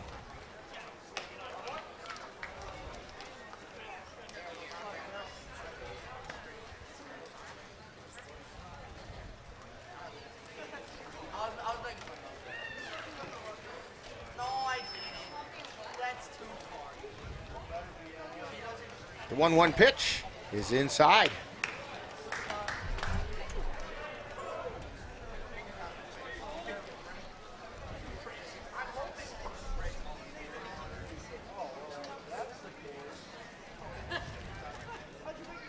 Two balls and a strike. Fly ball out into right center field. Underneath is Schonbrunn, and he makes the catch. So for the Cavaliers, in the bottom of the fourth inning, they do pick up 1 run on 2 hits. There were no errors and 1 man left on base. So we've played 4, and it's the Cavaliers 4 and the Whitehall Whitetails 3 on NLWN-TV. When people are fed, futures are nourished. They can connect with the world around them, unlock endless possibilities, and thrive. Join the movement to end hunger. Volunteer. Advocate. Donate. Go to feedingamerica.org/act now. The roar of our engines, the pump of our heartbeats, the pedal to our metal. The sparks that ignite us, the pistons that push us, the passions that drive us, on the roads that unite us. Napa has America's largest network of parts and care, here to be the fuel that keeps you firing on all cylinders. Visit either of Eau Claire's 2 locally owned Napa Auto Parts stores on Highway 93 or North Claremont Avenue.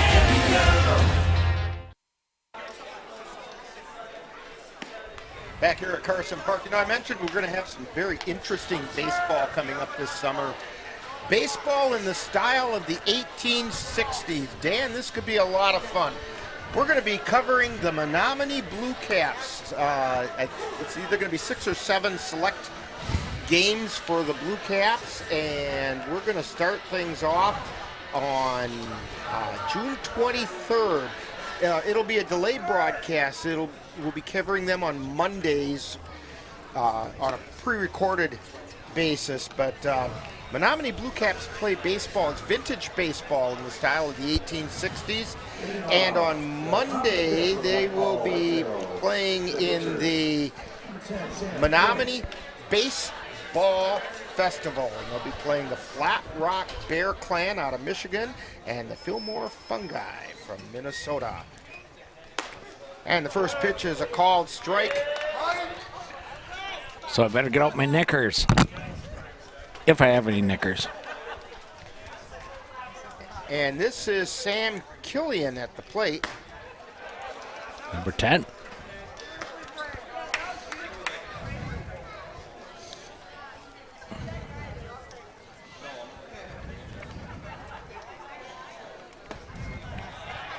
He's the pitcher, which means they burned the designated hitter.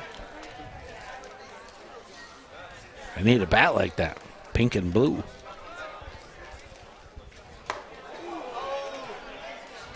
That's what you'd give an expecting family, wouldn't it? A pink and blue bat, and that way the child is ready, whatever it comes out as. Yeah, gender reveal. Yes. And he drew ball 4. Yeah, you flip the bat, and whichever end is sticking up. Or twins, because his is both colors. Kyle Stein at the plate. He's the center fielder. And there's a foul off the press box to our left.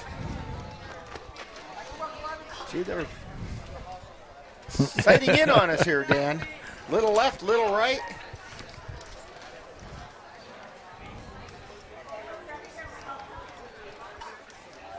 pitch. There's a fly ball out into right field. Getting back there is Windeshausen, and he makes the catch.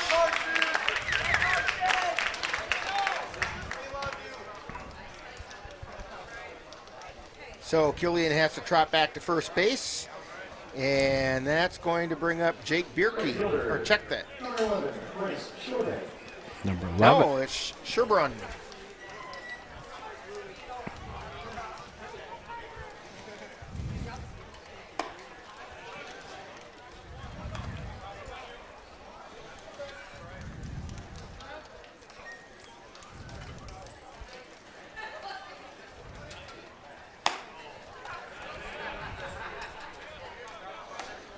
First two pitches missed. 2-0 is the count.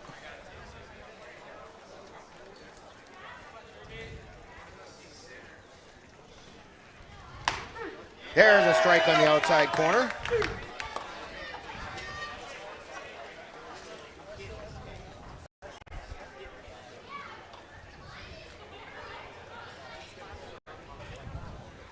And the pitch.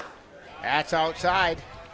3 balls and 1 strike to Bryce Sherban. He's now out in right field.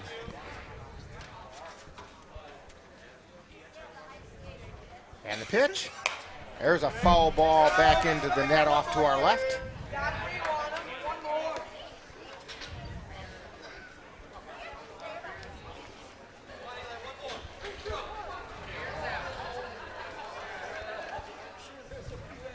Rathke at the belt after peeking over at first. And now he delivers. Swing and a miss over to first, and he's back in safely, but Sherban went down swinging. 2 down. And that brings up Brock Sluga. Now we have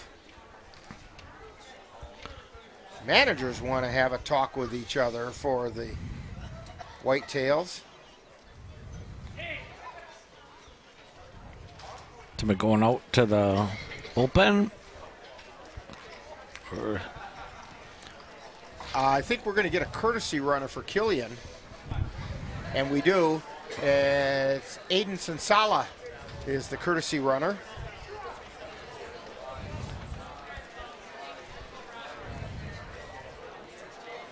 Courtesy runner for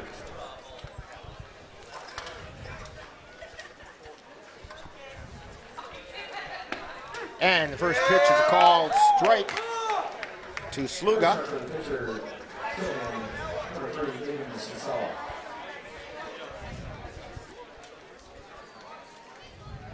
And the pitch, it's inside.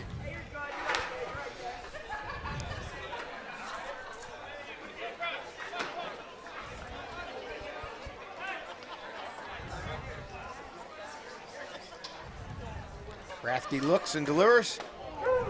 Strike called on the inside corner. Rathke's now starting to get out his paintbrush, and it's colored black because he's painting it black.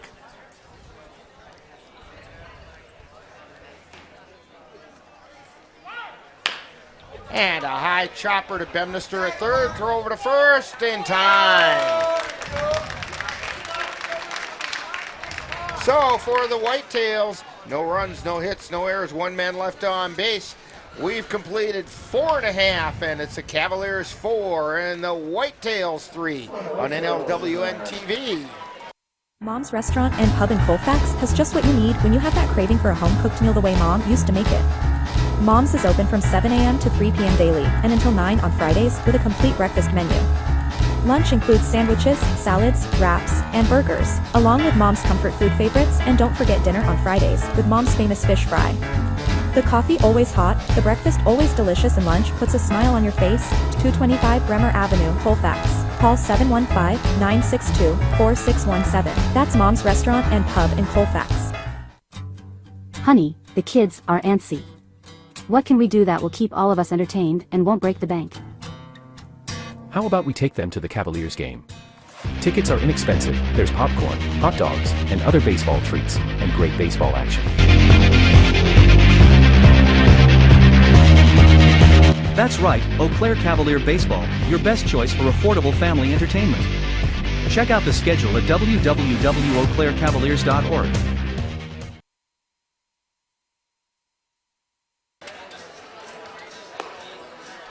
Back here at Carson Park on an absolutely gorgeous day for the season opener for the Cavaliers as they're taking on the Whitehall Whitetails. CRBL action. Cavaliers defending the Chippewa River Baseball League crown if they won last year. Don't forget to join us on Saturday right here on NLWN-TV as we bring you the Cavaliers taking on the Chippewa Falls Lumberjacks. That'll be a doubleheader from Carson Park. Coverage begins at 12 noon. We'll be in the dugout show followed by live play-by-play action. Hey, don't forget also that the Eau Claire Cavaliers want to remind veterans of the United States military that they can get a lifetime pass to all Cavalier home games simply by coming here to Carson Park with your veterans identification, and the Cavaliers will be happy to issue you your lifetime pass. It's just the Cavaliers' way of saying thank you for your service. As we head into the bottom of the fifth inning for the Cavaliers, due up is Riley Gopinski, then Jerome Delakowski, Ashton Kroll. Gopinski does not have an official time at bat. He's drawn a couple walks. And the pitch. And missed outside for a ball.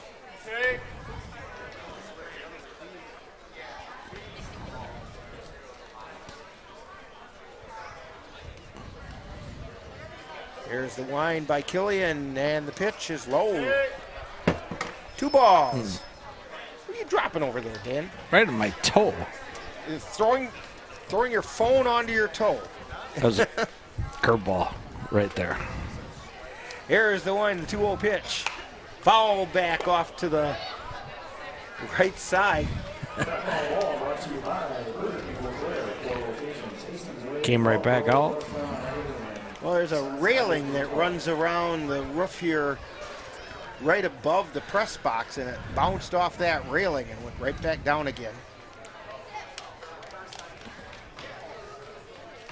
There's the wind in the pitch. That's inside for a ball. 3 balls and a strike.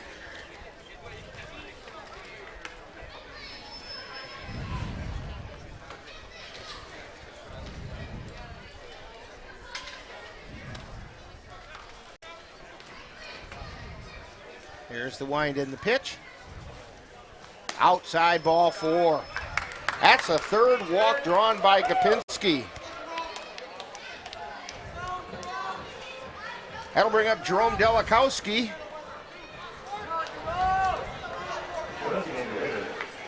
He's 0 for 1. He struck out looking his last time up. He's also drawn a walk.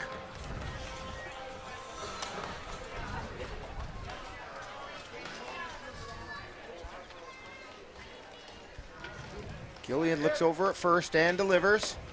That's high for a ball.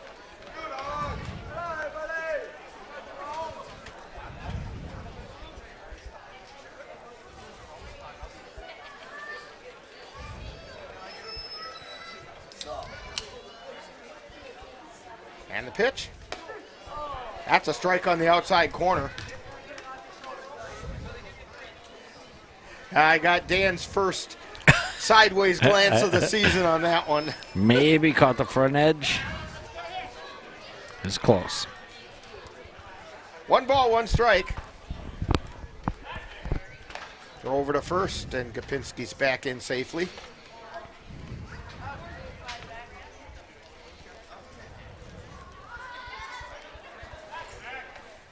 And another throw over there. Killian's not afraid to throw over to first and keep runners close.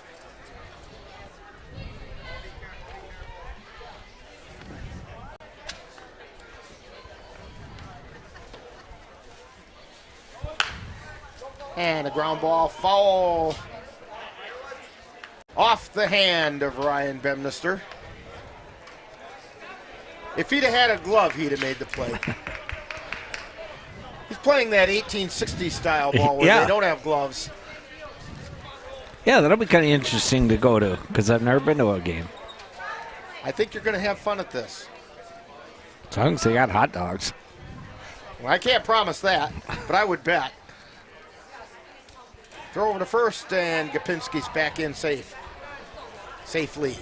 Oh, wait, it took me about 3 months to lose them all from this winter and last summer. We should probably mention that, again, we will have top dog competition this year in the CRBL. And there's a strike called over the inside corner, and Delikowski doesn't like that one. Yeah, I just can't find that curveball so far today. So that's going to bring up Ashton Kroll with one out and a runner on first. Kroll walked and then flew to right. The winner from last year were the Augusta Athletics. And we have a dead ball called. It's a foul ball because I think the ball went off the bat. I thought it was off the helmet. I think it is. Okay. So Kroll is hit by the pitch.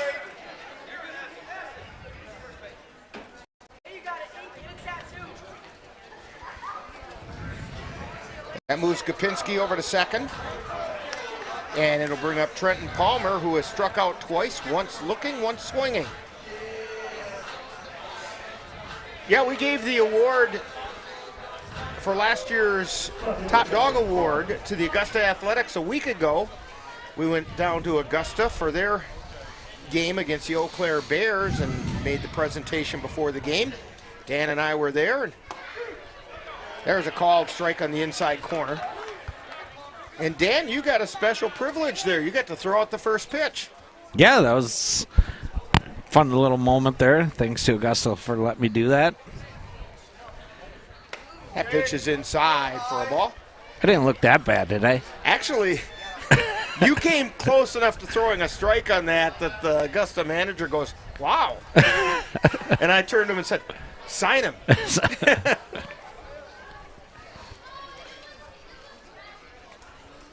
And a foul tip off the catcher's equipment.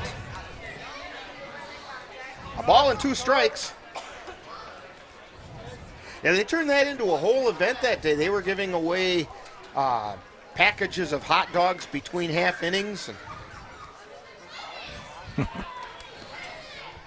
was a lot of fun down there. Oh, we started something now. There's a high chopper back to the mound. Killian throws to second for 1. Not for sure why he didn't go for the double play. He kind of double pumped.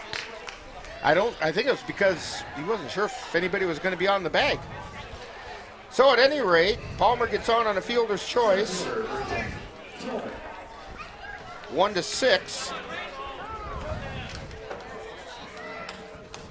And Gapinski goes over to third.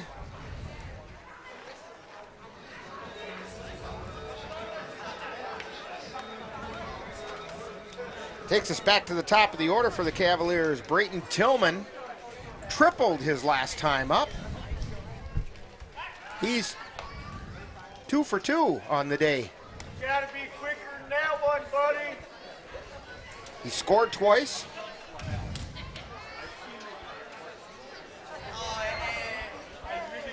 One out. The pitch is high for a ball.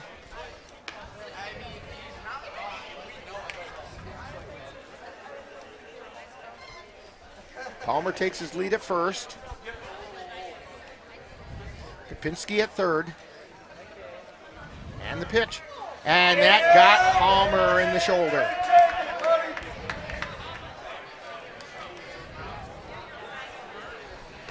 So that'll load the bases. Bases loaded with 1 out. Xavier Bemnister coming to the plate. Third baseman, Xavier Bemnister. Bemnister's 0 for 2. Flew out to right, flew out to center. Also drew a walk and scored.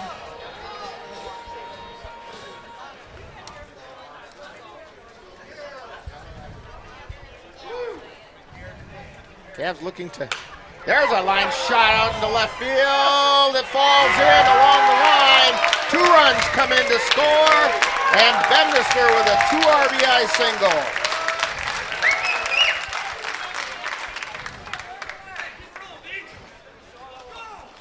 Skopinski came in to score, as did Trenton Palmer. Tillman is on second. Bemnister on first.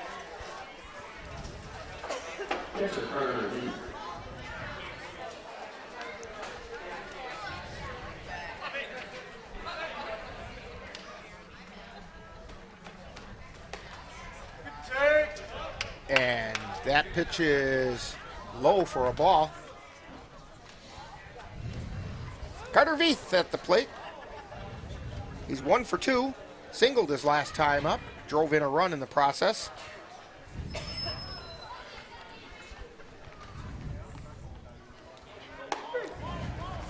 Strike called. Throw down to third, but it gets away and bounces out of play. And in to score is Brayton Tillman on an error. I think it's going to be an error on the catcher,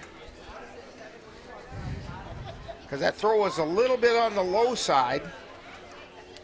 And Bemnister ends up on third.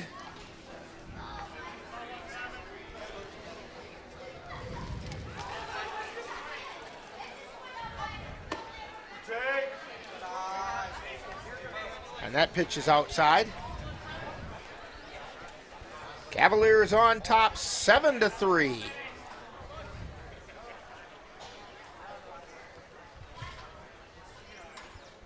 And the pitch. That one gets away back to the fence. Here comes Bemnister, and he's going to score.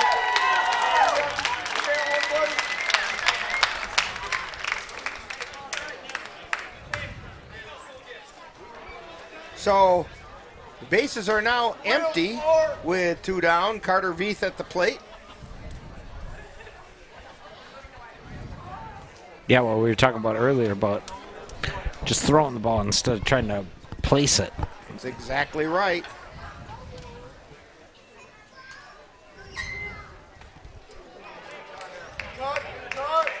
Yeah, just like that. So now it's 1-2.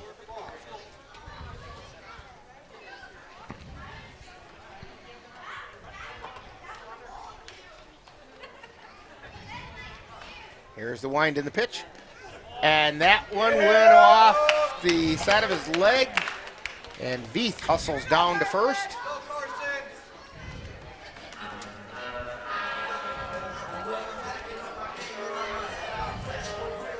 He's going to bring up Carson Windeshausen, 0 for 3. Gone down looking last 2 times up.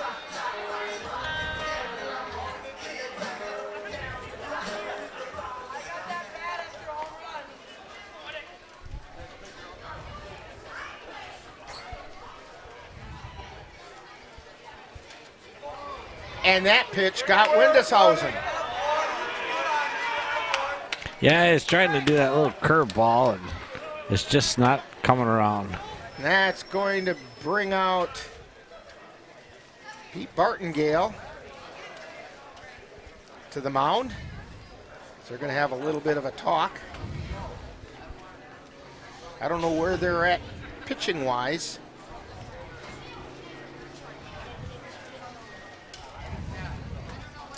Yeah, this will be the third pitcher for Whitehall. Well, not Knickerbocker. Sorry, Sam. Killian is the third pitcher.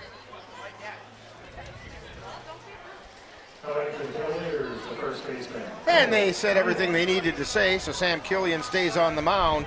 Brings up Cole Timon to the plate.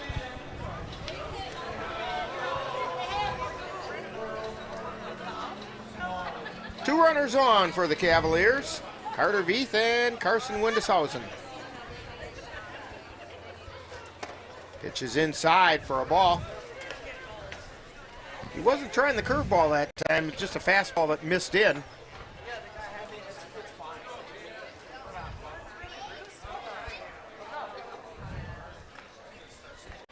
And the pitch. Fly ball out into center field. Stein underneath, and he makes the catch for the third out of the inning. But the Cavaliers pick up 3 runs on one hit. There was one Whitehall error and 2 were left on base. So we've completed 5, and it's the Cavaliers 8 and the Whitehall Whitetails 3. You're tuned to Cavalier Baseball on NLWN-TV. The Eau Claire Cavaliers would like to take veterans out to the ball game. That's right. As a thank you for your service, any veteran of the United States military can receive a lifetime pass for free admission to all Cavalier home games. Just come to Carson Park with your veteran identification, and the Cavaliers will issue you a free lifetime pass to all Cavalier home games. That's just the Cavaliers' way of saying thank you for your service. Auto Vision Center in Eau Claire, your source for auto glass repair and replacement. Their quality work comes complete with a lifetime warranty on workmanship. When it comes to windshield repair and replacement, Auto Vision Center provides mobile auto glass services with free estimates. So if your windshield needs help, call Auto Vision Center today. That's Auto Vision Center at 1631 North Claremont in Eau Claire. Call 715-834-5277.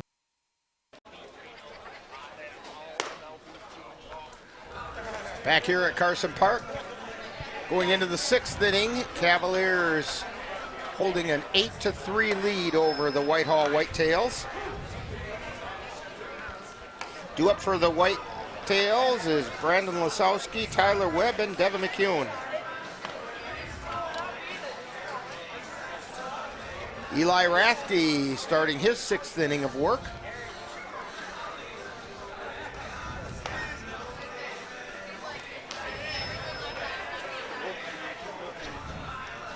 And heading down to the bullpen for the Cavaliers is Lucas Costley, going down to get warmed up.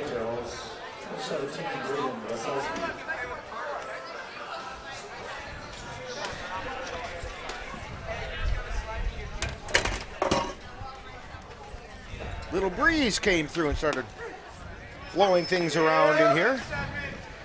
First pitch to Brandon Lasowski is a called strike. And the pitch.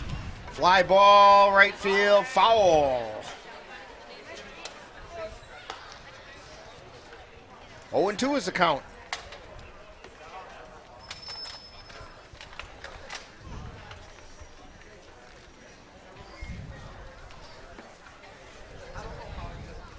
There's the wind in the pitch. Check swing low for a ball.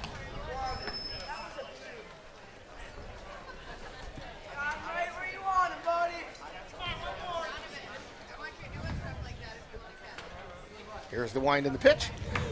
That one got him in the helmet. He tried to bail out and it bailed right onto his helmet. So Lasowski.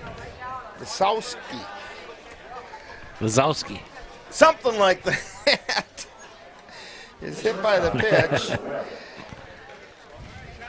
That's going to bring up Tyler Webb. That's the third batter hit by the pitch by Rathke today. Here's the pitch. That's high for a ball. Tyler Webb is 0 for 1. He grounded to short. He also drew a walk.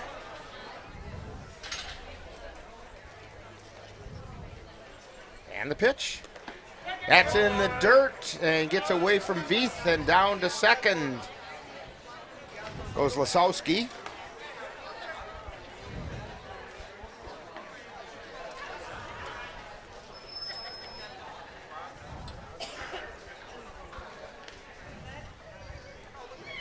Rathke looks in for the sign.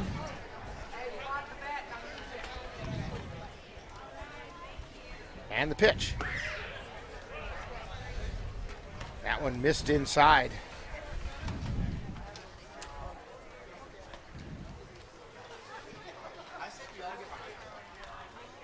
And the pitch. That's high for ball 4.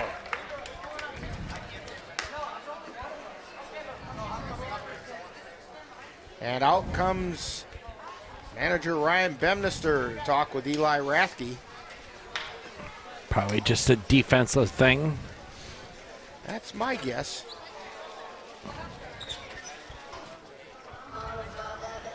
Ryan was telling me that since they're still a little on the shorthanded side, he's hoping he can get Rathke to a good solid start today, save some innings for the rest of the staff, and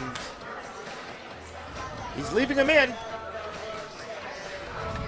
This is about where he figured Rathke would. He thought he could get him through 6 innings, and we're in the 6th.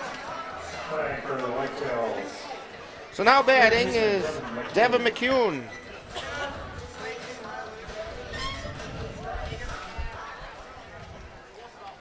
Third baseman for the Whitetails. Foul ball into the net. McCune is 0 for 2. Fouled out to Bemnister in the first or second inning, and then flew out to right field his last time up. That pitch is outside for a ball.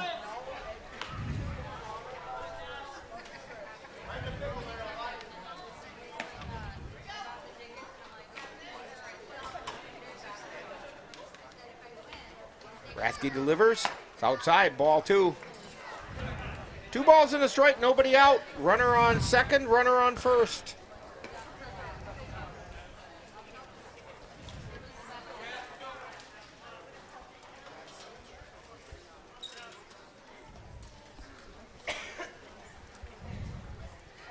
Go over to second, and back in safely is Lasowski.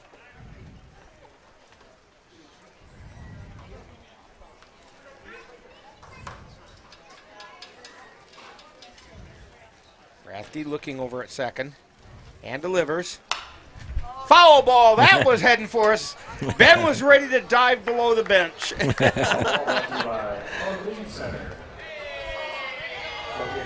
Looked awfully big, didn't it, Ben?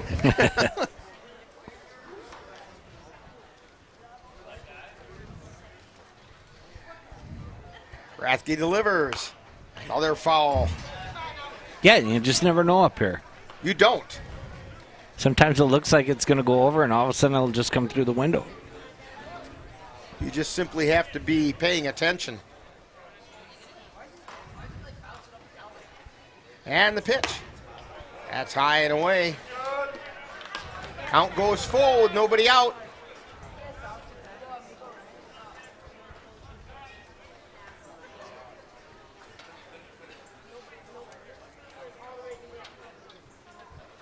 Swing and a miss. Yeah, that's Rathke baseball right there. Just blow it by him.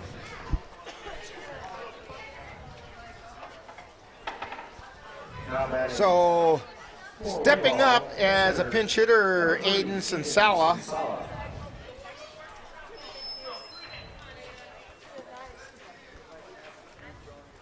He's hitting for Brandon Sala. We'll see if Sala re-enters the game. Sensala came in as a courtesy runner last inning. That pitch missed inside. Veith is trying to frame it. 1 out. And that got him square in the back. And that's going to bring out Ryan Bemnister, so that means we got a pitching change coming up, and we'll get all the details on that right after this timeout on NLWN-TV.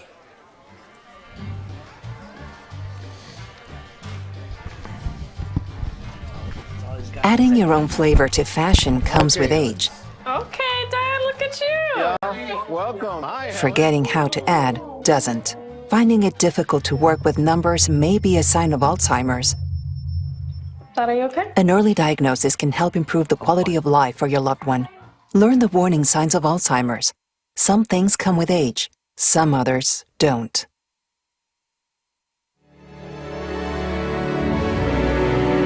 The Eau Claire Cavaliers would like to take veterans out to the ball game. That's right, as a thank you for your service, any veteran of the United States military can receive a lifetime pass for free admission to all Cavalier home games. Just come to Carson Park with your veteran identification, and the Cavaliers will issue you a free lifetime pass to all Cavalier home games. That's just the Cavaliers' way of saying thank you for your service. Can't believe you're doing this alone. I've done it before. I remember. You threw your back out. How you holding up? Hand me that board. Nothing wrong with getting help. I'm good. I did it when Felicia left. I'll figure it out.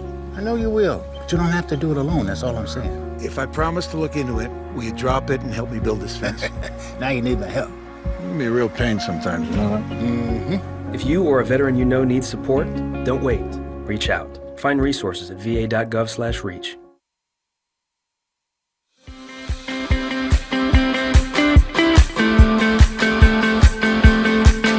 We at NLWN-TV are excited to take you out to the ballpark for Colfax Viking baseball. Our next game will be on Monday, May 5th when the Viking host the Spring Valley Cardinals. Our coverage begins with the Bullpen Show, where we'll warm you up for baseball action starting at 3:40 p.m. That's Colfax High School baseball on Monday, May 5th. Well, the new pitcher for the Cavaliers is Lucas Costley.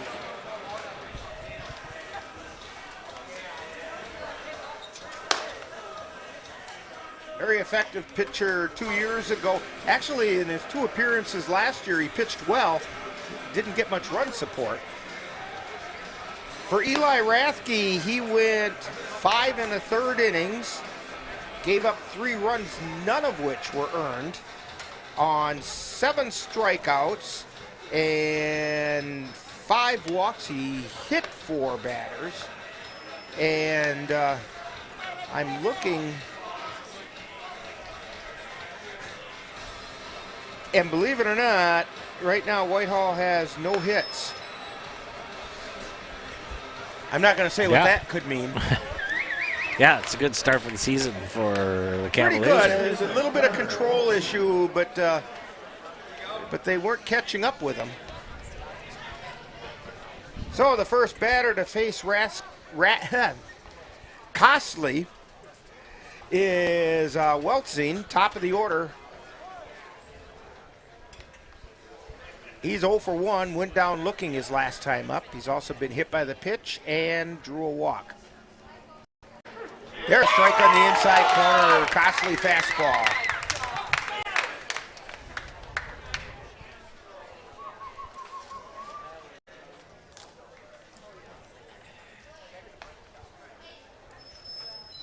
And the pitch, that one's outside.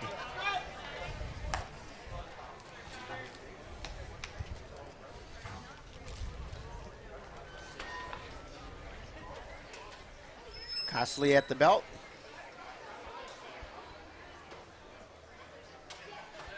And the pitch. Swing and a miss. Ball and 2 strikes.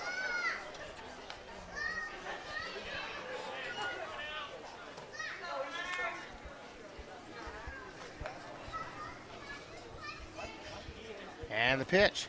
Swing and a miss, strike 3.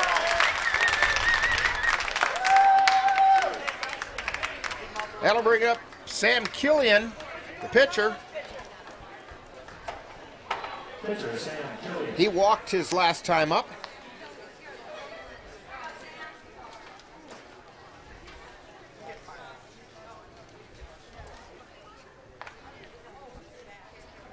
Here's the pitch.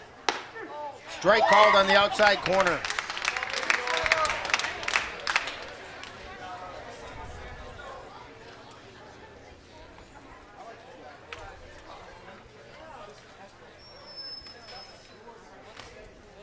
Costley delivers. Strike called.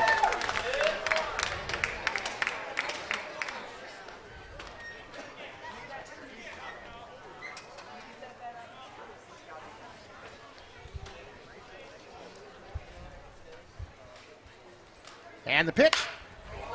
Soft liner and fielded out there by Gopinski at second base.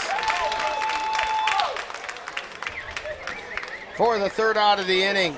So, for the Whitetails, no runs, no hits, no Cavalier errors, and the bases were left loaded. We've played 5.5 innings, and it's the Cavaliers 8 and the Whitetails 3 on NLWN-TV. If your estate isn't looking quite estate-like, let Midwest Environmental Consultants landscape your estate right up to snuff with installation of retaining walls, brick patios, foundation planting beds, and so much more. Then they'll keep it that way with their expert lawn care service. Call Midwest Environmental Consultants at 608-468-2067. Let Midwest Environmental Consultants help make your estate the showplace of the neighborhood.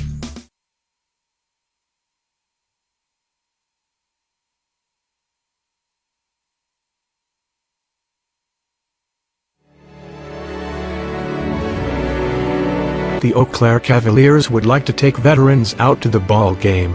That's right. As a thank you for your service, any veteran of the United States military can receive a lifetime pass for free admission to all Cavalier home games. Just come to Carson Park with your veteran identification, and the Cavaliers will issue you a free lifetime pass to all Cavalier home games. That's just the Cavaliers' way of saying thank you for your service. Can't believe you're doing this alone. I've done it before. I remember. You threw your back out. How you holding up? Hand me that board. Nothing wrong with getting help. I'm good. I did it when Felicia left. I'll figure it out. I know you will, but you don't have to do it alone. That's all I'm saying. If I promise to look into it, will you drop it and help me build this fence? Now you need my help. It can be a real pain sometimes, you know that? If you or a veteran you know needs support, don't wait. Reach out. Find resources at va.gov/reach. We have a new pitcher for the Whitetails. It's Devin McCune. Sam Killian went over to third, so they just switched positions. Due up for the Cavaliers, Riley Gopinski, Jerome Delikowski, and Ashton Kroll. 6 for the Cavaliers, the shortstop, Riley Gopinski.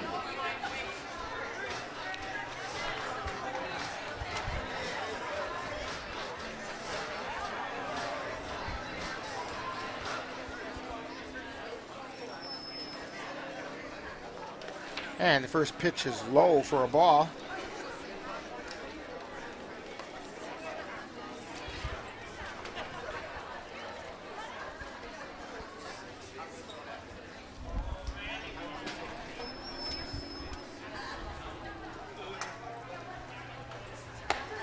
And there is a called strike. 1 ball and 1 strike to Riley Gopinski, who's done nothing but draw walks.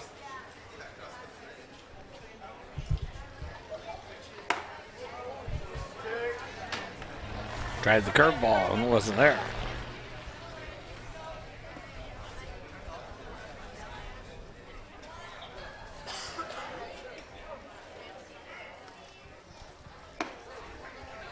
And that one missed.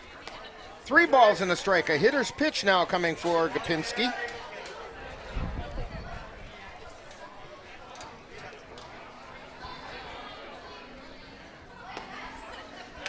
And ball 4. Well, I got to say this for Gopinski. He's consistent. Gotten on base all 4 plate appearances, all via the walk. He's going to have to go to the cages just to swing. Brings up Jerome Delikowski. Jerome Delikowski.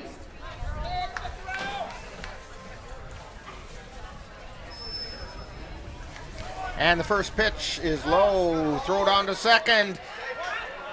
Gopinski in safely.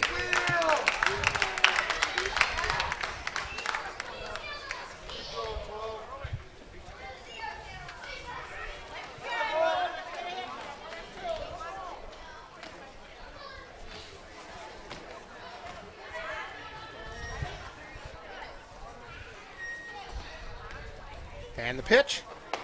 Check swing, strike called on the outside corner. 1 ball, 1 strike.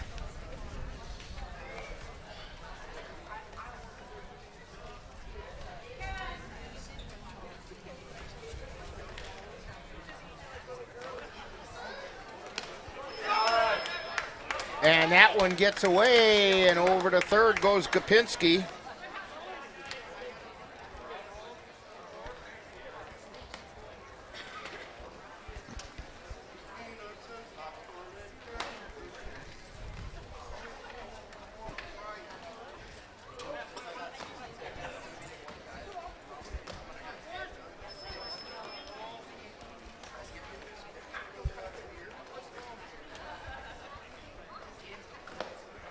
And that's down low. 3 balls and a strike.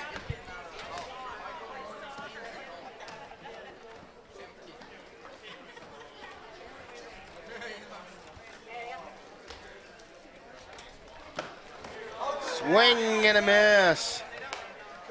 Count goes full.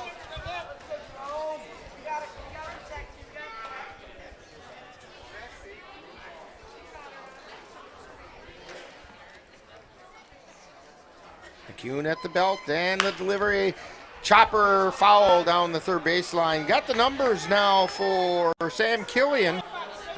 He pitched 3 innings, gave up 3 hits, 5 runs, 3 of which were earned. 3 strikeouts, and he hit 4 batters.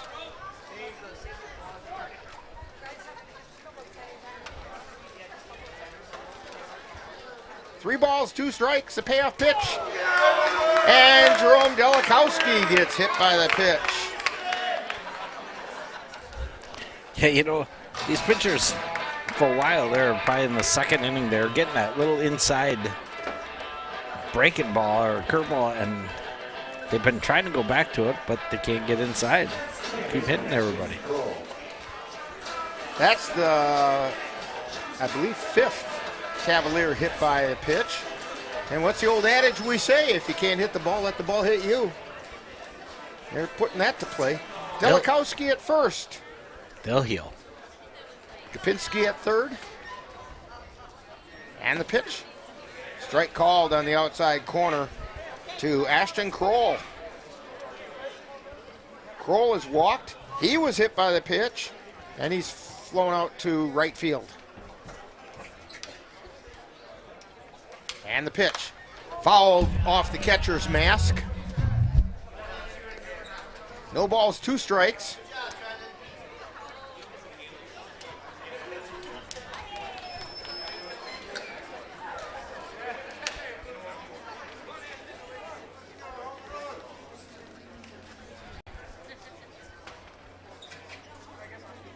And the pitch. Foul tip. Delikowski was almost all the way to second. That's tough on a guy his size to have to turn around and go back to first again.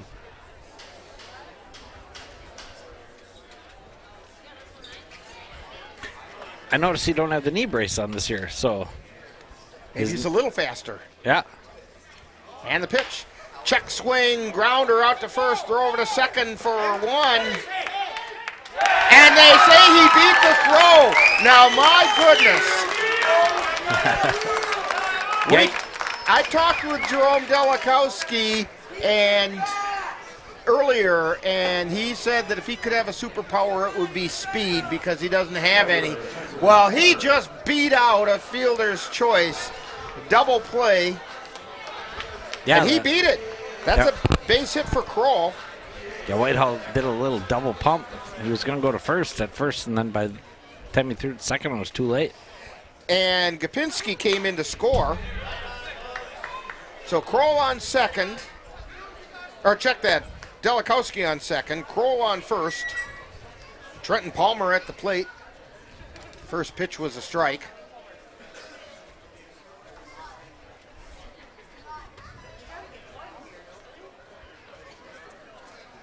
And the pitch. Swung on a missed.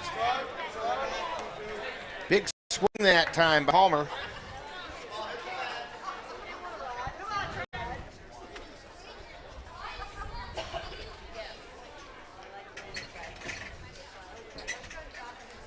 And the pitch. Swing and a miss for strike 3. So 1 down, and we go to Brayton Tillman. Top of the order. Tillman has a 2-hit day going. He's 2 for 2. He's also walked and was hit by the pitch. He has scored 3 times.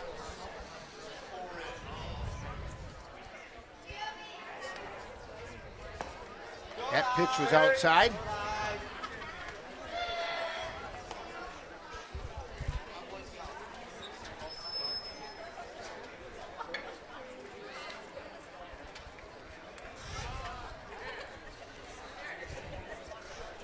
Kuhn at the belt, and the pitch. High chopper over towards second, flip to short for 1, throw to first, and he didn't get it there in time. So Tillman's on a fielder's choice, 4-6, as Kroll is out 4-6 on the front end of that. Delikowski on third. We have runners on the corners. Bemnister at the plate. 2 down.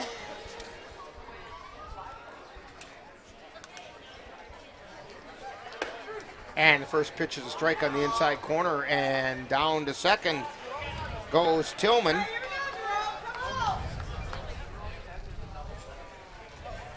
Bemnister singled, driving in 2 runs his last time up. And the pitch, low and away.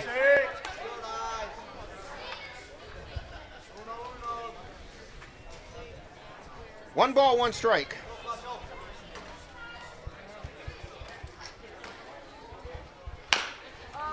Chopper over to first, picked up there by first baseman. He makes the play, and the Cavaliers go down. So for the Cavaliers, they do pick up 1 run on 1 hit. There were no errors, and 2 were left on base. So we have played 6 innings, and it's the Cavaliers 9 and the Whitehall Whitetails 3. You're tuned to Cavalier Baseball on NLWN-TV. Get in touch with the roots of the Chippewa Valley at the Chippewa Valley Museum. Located in Eau Claire's Carson Park, with a mission of connecting people to their community and inspire curiosity.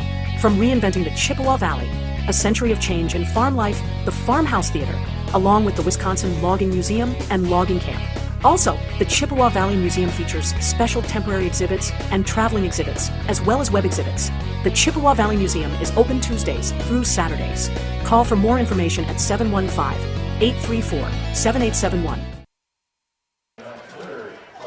I want to remind you that the summer hours, and boy, it feels like summer today, the Chippewa Valley Museum will start their summer hours on May 31st, and so check that out by going to their website at cvmuseum.com. And they've also got a couple of fairly new exhibits going on. I'm trying to remember them off the top of my name. I think it's one is called From Anderson to Yang, and it talks about the immigration influxes into the Chippewa Valley. And then the other one is Rocks and Hard Places, and that's on loan from the museum in Dubuque. And both of those are worth checking out. They are available now through August at the Chippewa Valley Museum. Top of the 7th inning, leading off is Kyle Stein.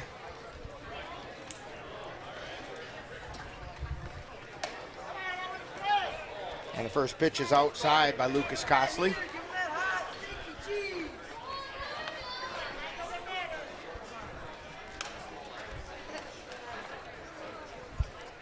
Cosley, one of those pitchers that works from the stretch all the time. Swing and a miss for a strike. He just blew that one past him.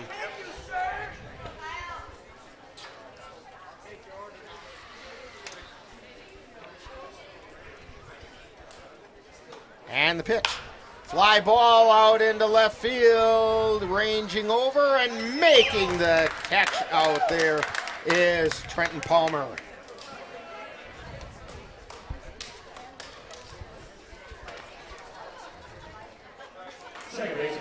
So that's going to bring up Bryce Sherbraun.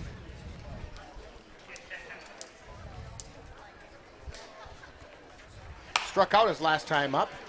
That one's fouled off on the left side. That ball brought to you by Carpenter to serve and locally and operated.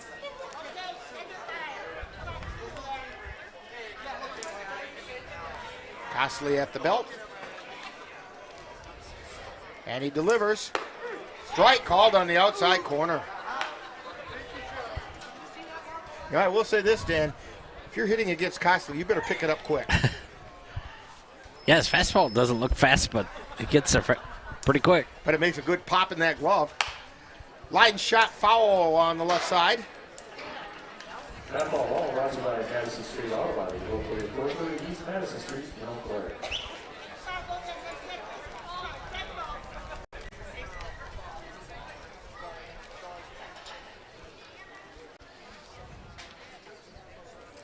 Costley delivers. Little bit low for a ball.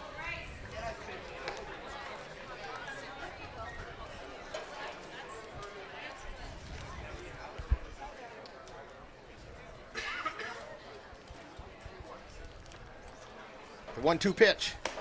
Strike three called.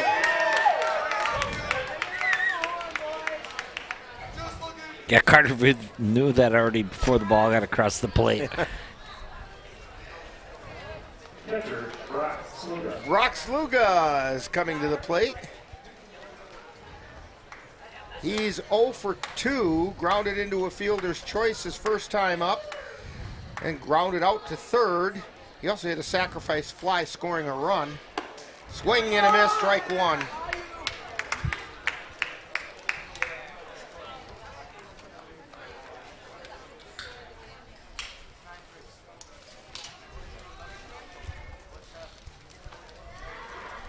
And there's a foul ball over the press box on the right side of us. I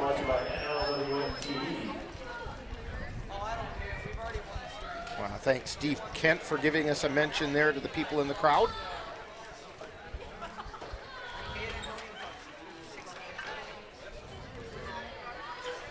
And the pitch. Hopper over to third. Bemnister fires to first and in time, and a 1-2-3 inning for Lucas Costley. No runs, no hits, no errors, nobody left on base. We've played 6.5. It's time for the 7th inning stretch. As you're tuned to Cavalier Baseball on NLWN-TV. For decades, I've taught you everything I know. How to safely build a fire. Just a one. Yeah, right. And how to control the flames. But I can only teach wildfire prevention. Only you can prevent wildfires.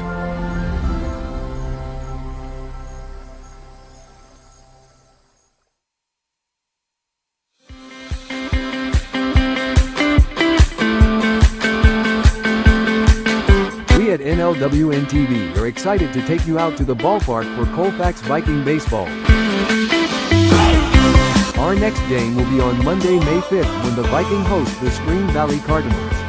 Our coverage begins with the Bullpen Show, where we'll warm you up for baseball action starting at 3:40 p.m. That's Colfax High School baseball on Monday, May 5th.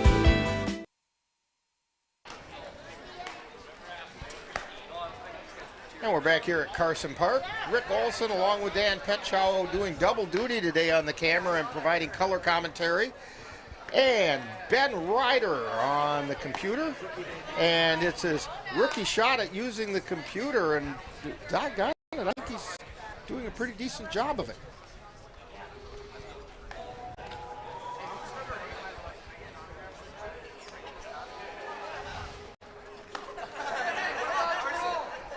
Well, 75 degrees and sunny at game time today, and the fans are in tank tops and shorts, and boy, oh boy, I tell you, you couldn't ask for better baseball weather than this. Yeah. Seen the Osprey fly by a couple of times. Due up for the Cavaliers in the bottom of the 7th inning, we have Carter Veith, Carson Windeshausen, and Cole Timon. Take a second. I'll zoom in. I think he's on that far pole. There he is. There's him, and his nest is right there. Something that's been in Eau Claire quite a while, that nest. And that pitch is a little bit low for ball 1 to Carter Veith.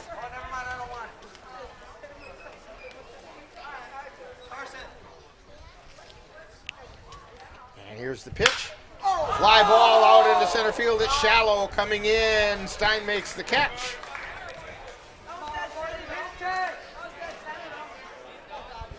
So 1 away.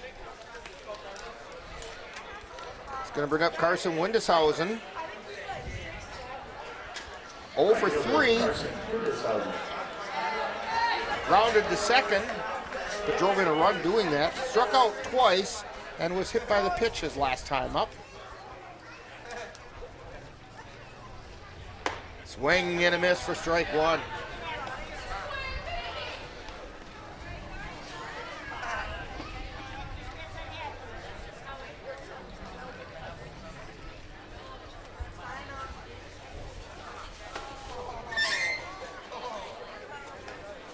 That one missed. 1 ball, 1 strike.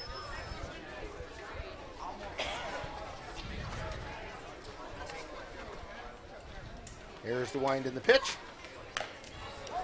That one's fouled back.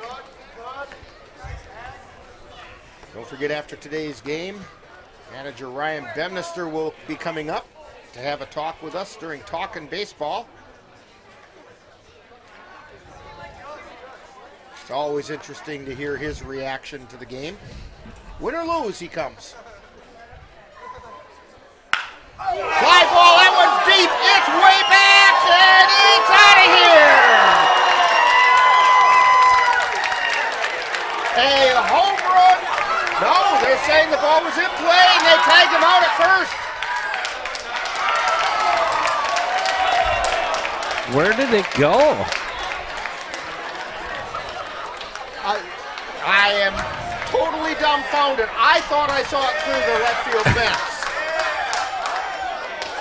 Yeah, he was in his home run trot.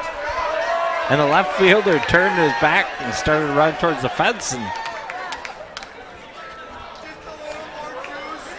I don't know. Yeah, we'll have to watch that tonight, because I had the camera out there, but I didn't see it go over. It sure looked to me like it got out of it. Was into the teeth of the wind, which has picked up in the late innings. All right. Cole Timon at the plate. Timon hits a deep fly ball to right field, and that's going to fall in for a base hit.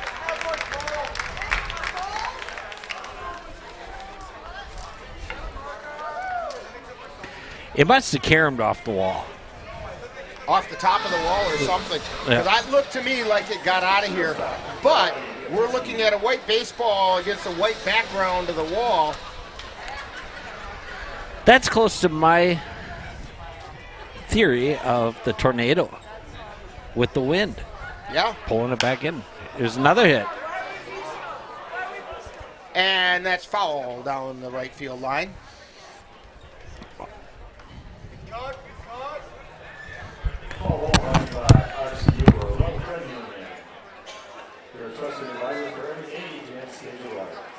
So no balls and 1 strike with 2 down. Cole Timon at first.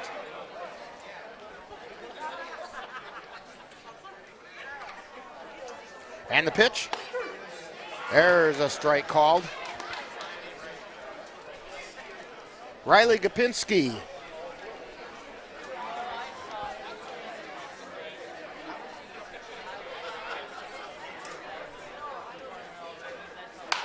And a line shot foul down the right field line.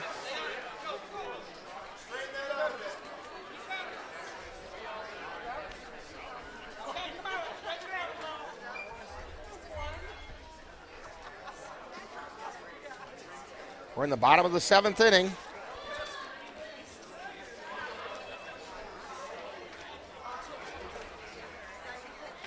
And the pitch. Foul ball down the third base line.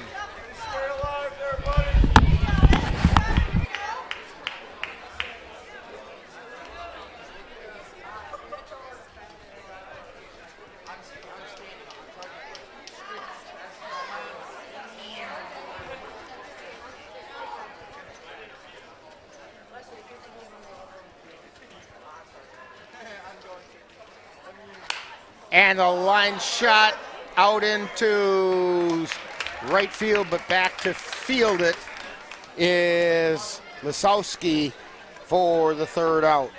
So, for the Cavaliers, they pick up no runs on one hit. There were no errors and one left on base. So, we've completed 7. And it's the Cavaliers 9 and the Whitetails 3 on NLWN-TV. Life doesn't always give you time to change the outcome. Prediabetes does. 1 in 3 adults has prediabetes, but with early diagnosis, prediabetes can be reversed.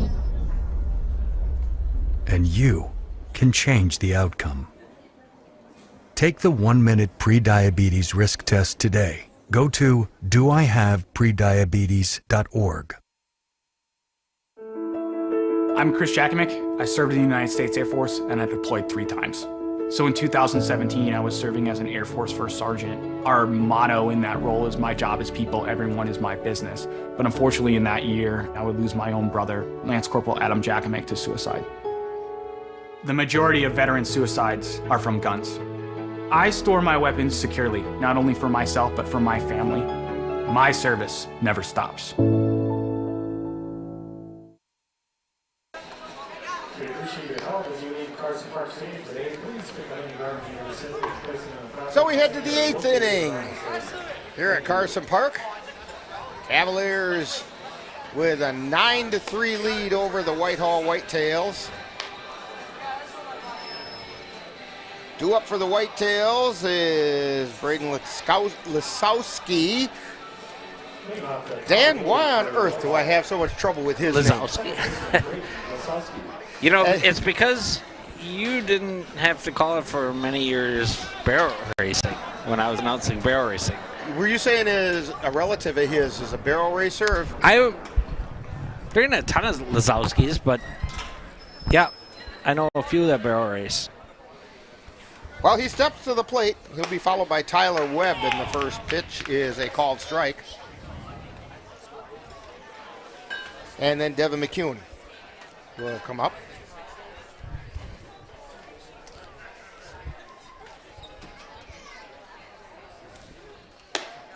Pitch is high and away for a ball. Lucas Costley.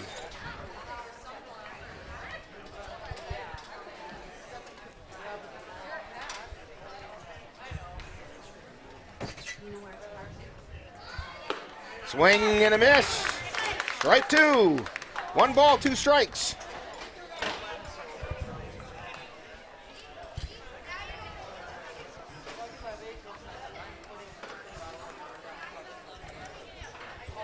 And the pitch. Strike 3 call.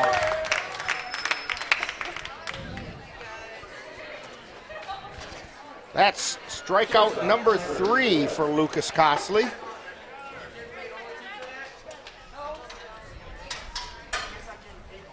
He's now got 2 innings of work under his belt.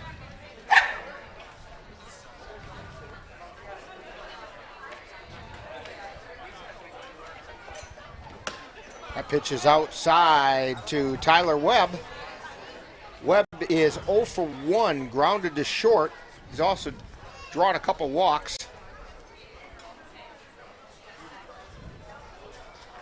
There's a pop foul out of play.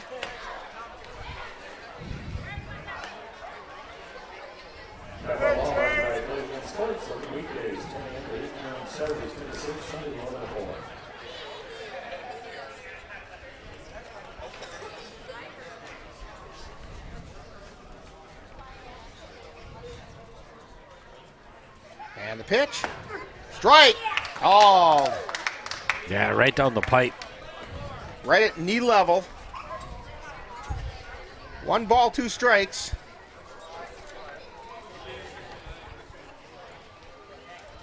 And the pitch. That was inside. Counts even at 2-2.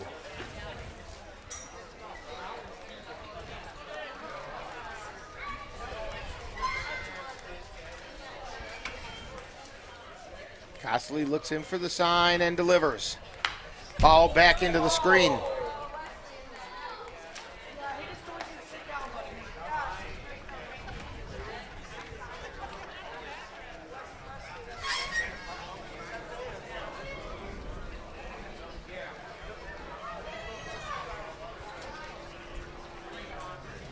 And the pitch. That's inside. The count goes full. A couple curveballs didn't come down. Got Webb's attention, though.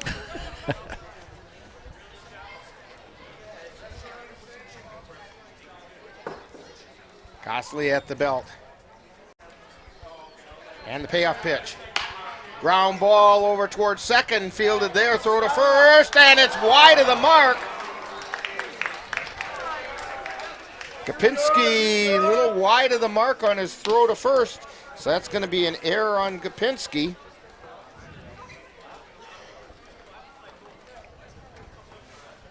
Devin McCune comes to the plate.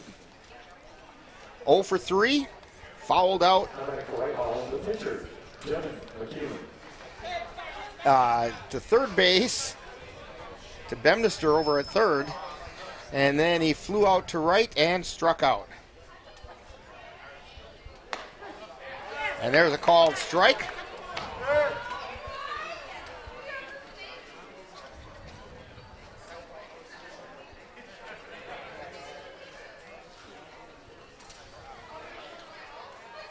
And the pitch. That's inside, and it gets past Veith and down to second. Goes McCune, or check that, Webb.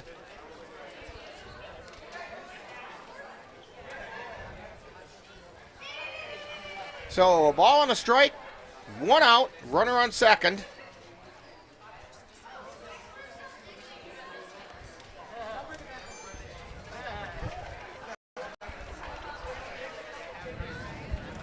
And the pitch, foul back into the screen.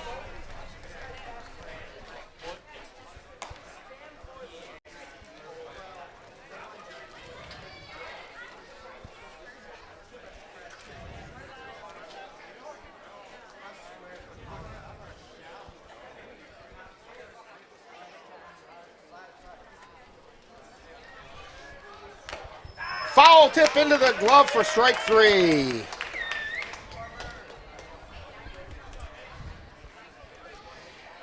That's going to bring up Aiden Sensala. He was hit by the pitch his last time up. 2 down.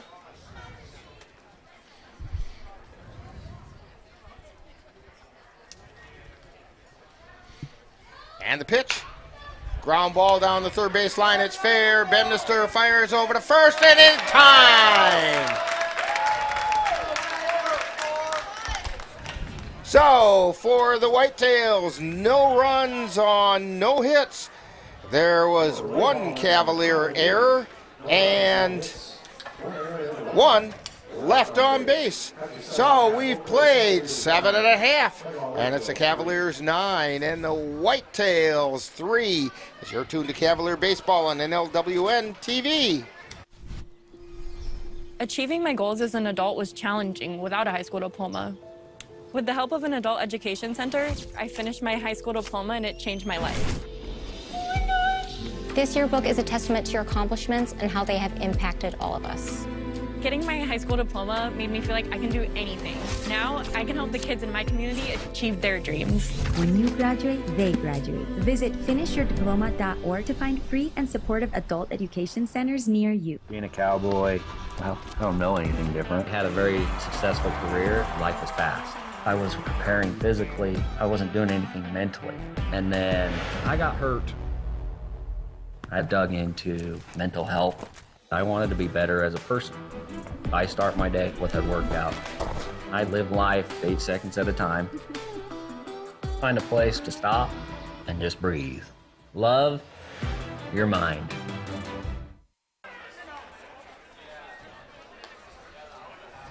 So we're heading into the bottom of the 8th inning. Cavaliers up on top, 9-3. Due up for the Cavaliers.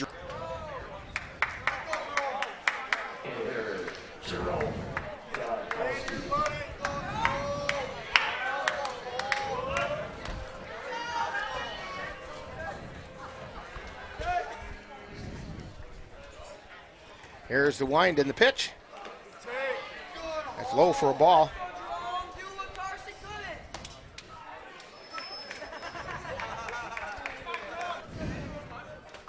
Strike called on the outside corner.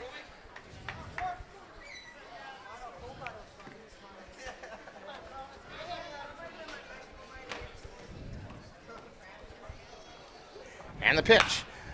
Fly ball, foul territory, out of play on the right side.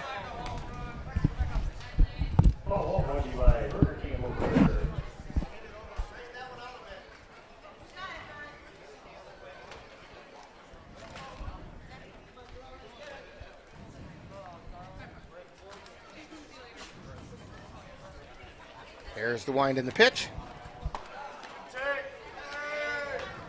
That was inside for a ball. 2 balls, 2 strikes.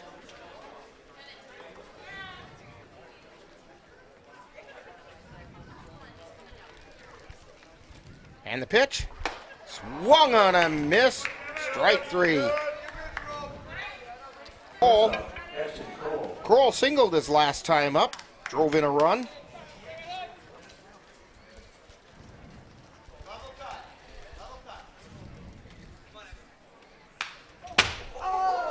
And there's a foul back into the net.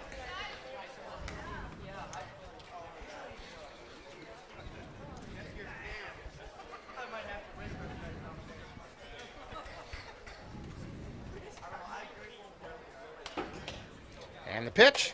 Check swing. 1 away. We're in the bottom of the 8th inning.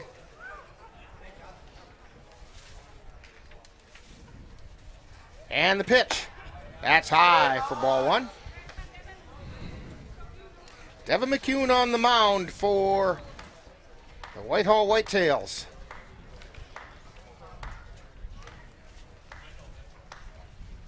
It's inside for ball 2.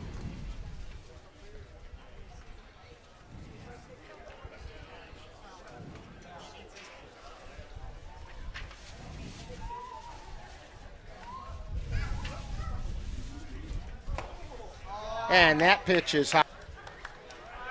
Kroll has also drawn a walk his first time at bat. Here's the payoff pitch.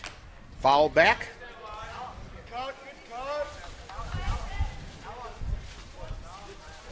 Count holds at 3-2. Breeze has picked up a little bit this afternoon, Dan. Yeah, it's coming in right now. Straight in from center field.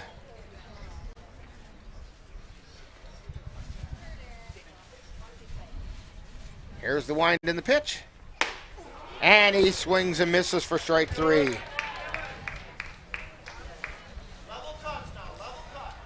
Trenton Palmer comes to the plate. He's 0 for 3. He's struck out 3 times and then got on a fielder's choice. Yeah, Devin McCune kind of getting in a little rhythm right now here for Whitehall. And there's a strike called.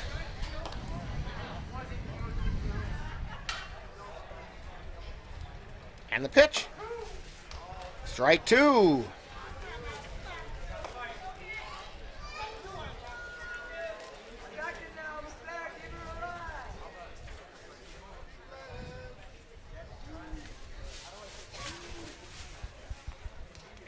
Here's the wind in the pitch. Chopper over to third, goes through the wickets and out into left field.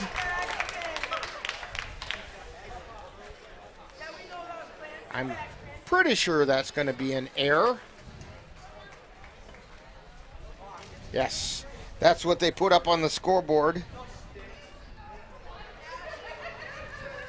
Takes us back to the top of the order, Brayton Tillman.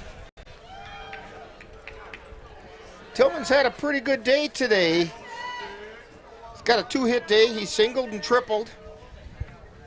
He scored 3 times.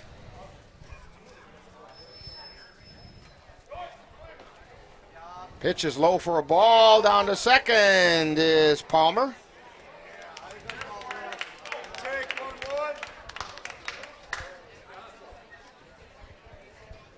They move Palmer over to scoring position.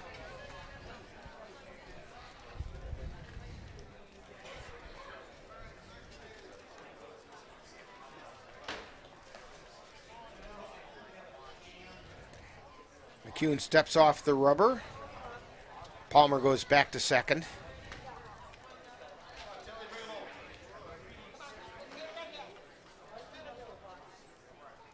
And the pitch, swing and a miss for strike 1. A ball and a strike. 2 down. Palmer on second for the Cavaliers. Cavs on top, 9-3.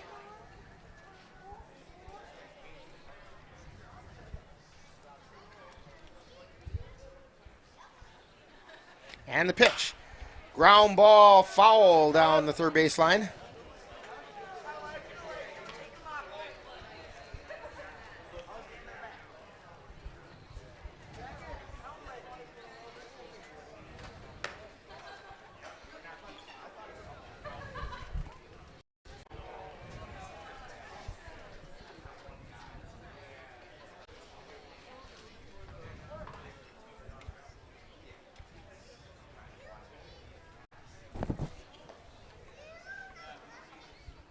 And the pitch. That was outside. 2 balls, 2 strikes, 2 down. Palmer takes his lead at second. McCune at the belt. And he delivers. There's a line shot out into right field. And coming in and making the catch is Schoenbahn. So for the Cavaliers, in the bottom of the 8th, no runs, no hits. There was 1 error and 1 man left on base. So we've completed 8, and it's the Cavaliers 9 and the Whitetails 3 on NLWN-TV.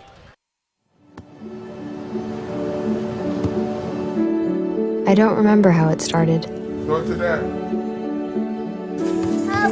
Our back and forth. It always came back. Dad! You probably don't remember what you told me, That was perfect. but I heard every word.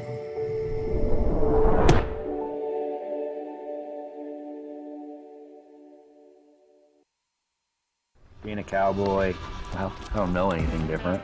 I had a very successful career. Life was fast. I was preparing physically. I wasn't doing anything mentally.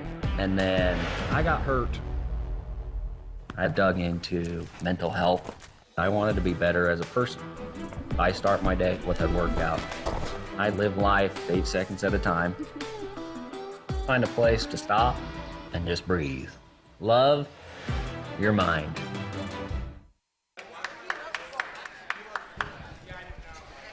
Heading into the top of the 9th inning, Cavaliers have a substitution in the field. Blake Bemnister is now playing at second base.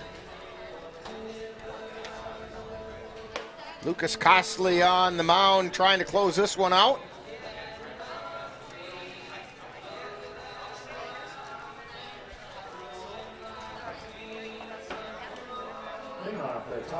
So the line score so far in this game, Cavaliers have 9 runs on, I believe it's 6 hits. They've committed 3 errors. And the Whitetails, 3 runs, no hits, and they've committed 2 errors. And there's a ground ball over to first. Timon fields it and steps on the bag. And that was Weltzing. 1 out. It should bring up Sam Killian, and it's not. So we have a pinch hitter in there for Killian, Vince Braun.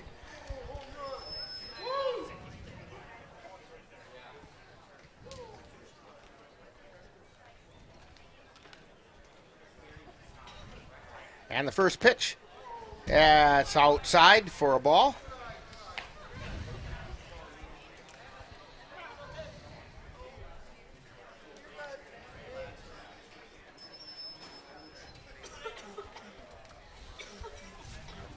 Costley at the belt. And the pitch, that's outside, ball 2.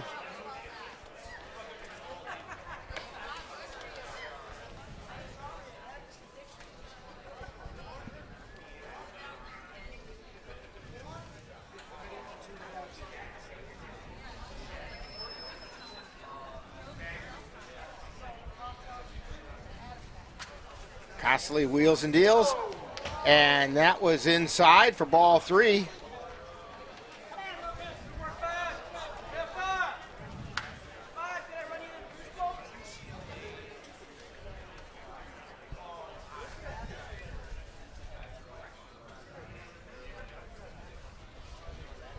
Here's the pitch. Strike called on the outside corner. That's Costley's get me over pitch.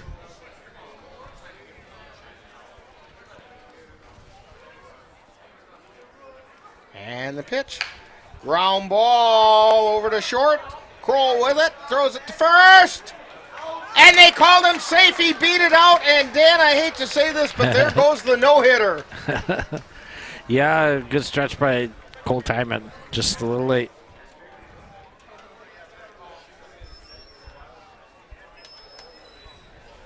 So an infield hit. It was kind of just a little dribbler over to the shortstop. It took it too long to get over there to Kroll.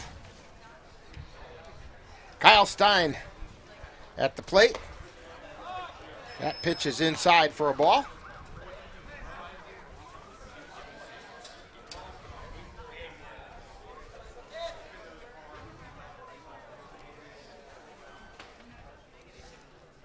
And the pitch. That's down low. Good dig by Carter Veith. Trying to keep Braun at first.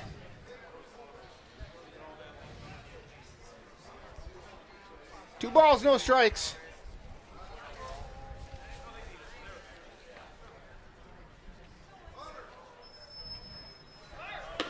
Runner goes. And the ball misses the target and goes out into center field, and Braun is safe at second.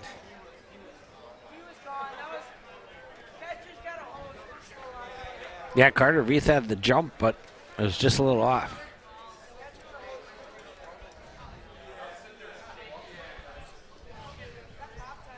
Yeah, you're right. The ball was there in time. It was just a little wide of the mark. And Kroll couldn't quite reach to get it.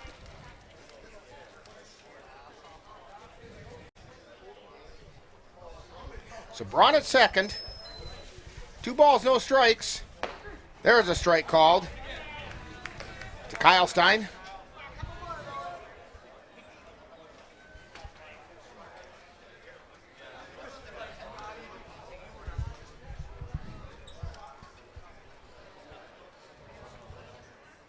And the pitch. Strike called. 3-2 is the call.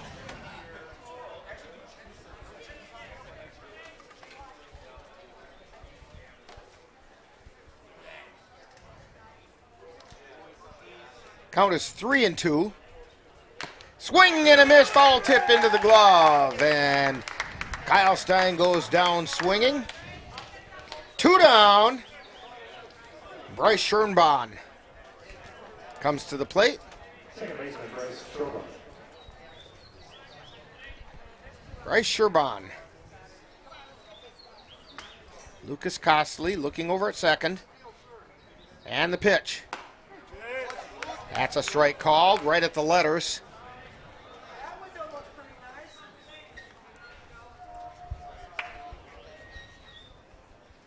Costley at the belt, and he fires. And there is a strike called on the inside corner. So the Whitetails are down to their last strike.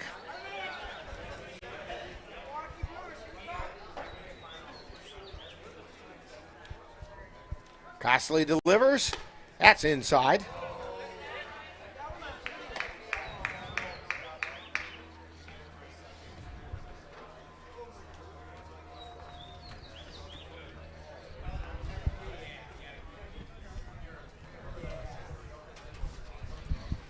And there's a fly ball out into left field. Heading back is Palmer, and it had him turned around. It's going to fall in for a base hit. And a run comes in to score, and heading into second base is Schonbrunn.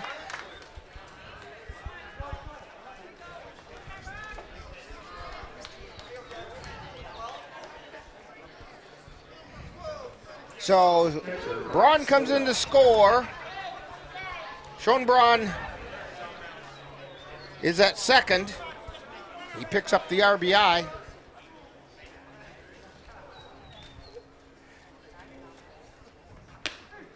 And the first pitch is a strike called over Brock Sluga.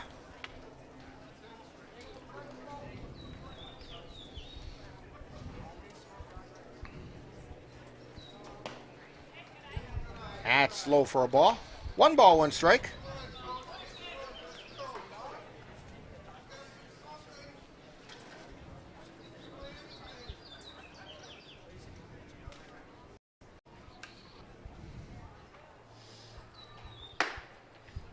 And the pitch is inside.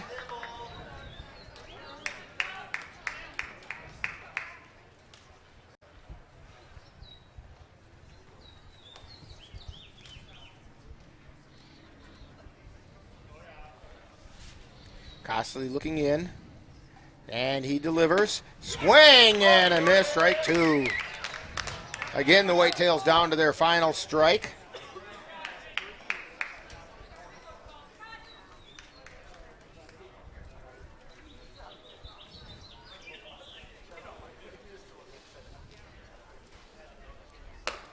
That pitch is high.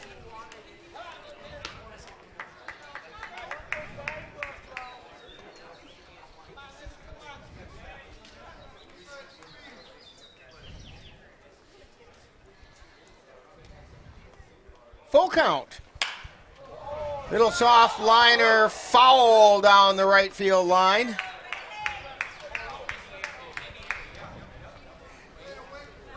Sluga just kind of stuck the bat out. Yeah, sometimes that's just the way to go. Sometimes you have to defend the dish, too. That was one you didn't want to leave it in the umpire's hands.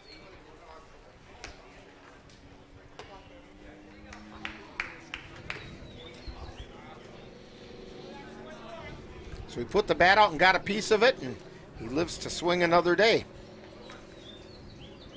Costley at the belt. And he delivers. Outside for ball 4. Little life for Whitehall. 2 runners on. Schonbrunn is at second. Sluga is at first. Braden Lisowski. Yeah, I said it. Yeah.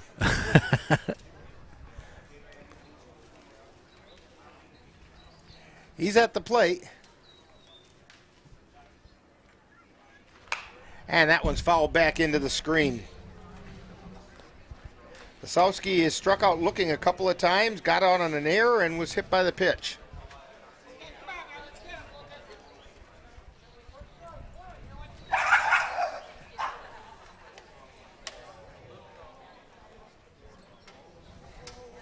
And the pitch.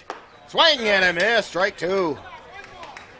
Costley's been in this boat a couple of times already. Yeah, he just has to get the next 2 pitches over here. He just got to get the next one. Oh, yeah. Here we go. That one didn't. Ooh. Missed outside. I was hoping he'd chase that one. That was a good chase pitch. He just didn't get him to bite.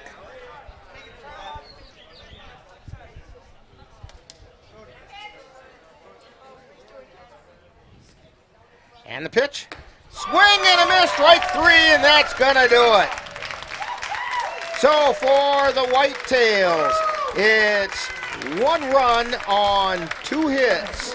There were no errors, and 2 were left on base. So, final score in this one, Cavaliers 9, the Whitehall Whitetails 4. And we'll be back with Talkin' Baseball right after this timeout on NLWN-TV.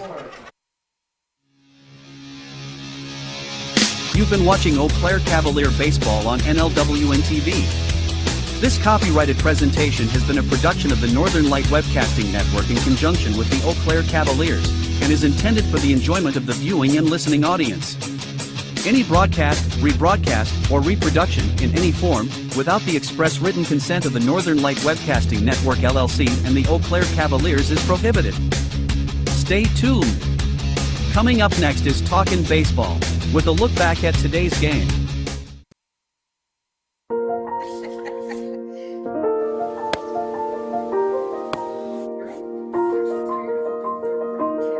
Hey, honey. We thought we'd try something new. Family art hour.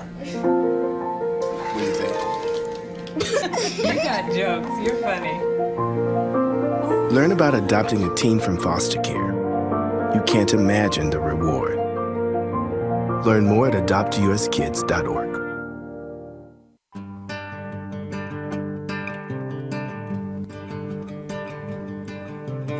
Time now for Talkin' Baseball with a wrap-up of today's Eau Claire Cavalier game. And now, back out to the ballpark. Well, we're back here at Carson Park with Talkin' Baseball. Cavaliers come away as 9-4 winners over the Whitehall Whitetails. And the winning pitcher would be Eli Rathke. And the losing pitcher, I have to double check this here and see. And they've already pulled that down. Let's see, it was the 3rd inning in there. The losing pitcher would be, I think it's Brandon Lisowski. Okay to grab my dog. Well, no. It would be Sam Killian. Losing pitcher was Sam Killian. And the Cavaliers open their season with a win. Whitetails have played a couple of non-league games. I know they just recently defeated the Augusta Athletics. And so the Cavaliers will be moving on. They had a decent day at the plate. Solid pitching tonight. In fact, we came very close to a combined no-hitter with Eli Rathke and Lucas Costley. Dan, your thoughts about this one? Yeah, I thought they started out maybe a little slow, but I mean, this first game of the season. But, you know, that's why they were the champions last year, the CRBL. And you could just see that probably like in the, I don't know, 4th inning, they like, let's just grind her out and get this done. And, yeah, the experience on this team is going to be important this season. And the young faces that were on the lineup today who weren't part of the Cavaliers last year just stepped right in and followed suit with that type of play. Yeah, and that's what happens almost every year with these Cavaliers. You know, maybe a couple guys will move on, but there's always good talent that'll be right behind them.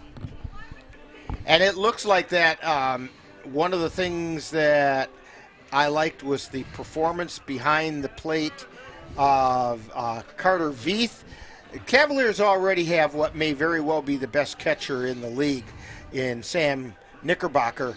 but he's also plays ball for St. Mary's, and they're still playing ball.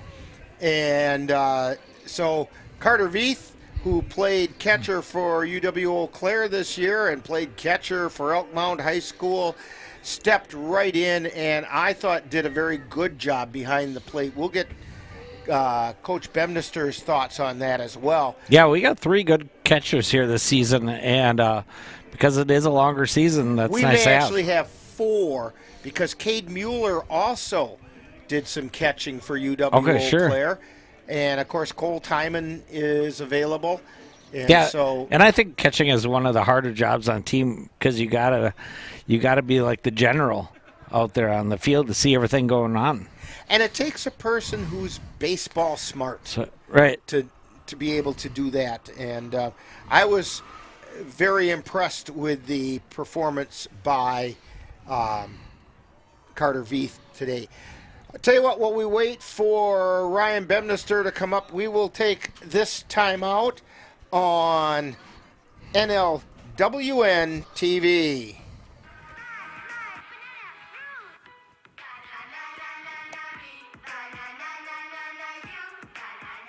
Losing the fear of looking foolish comes with age. Who did you steal him from? Losing your way in your own home doesn't. Confusion with time and place may be a sign of Alzheimer's. Mom, are you okay? Yeah, I'm fine. Early detection gives you and your loved one time to plan for the future. Learn the warning signs of Alzheimer's.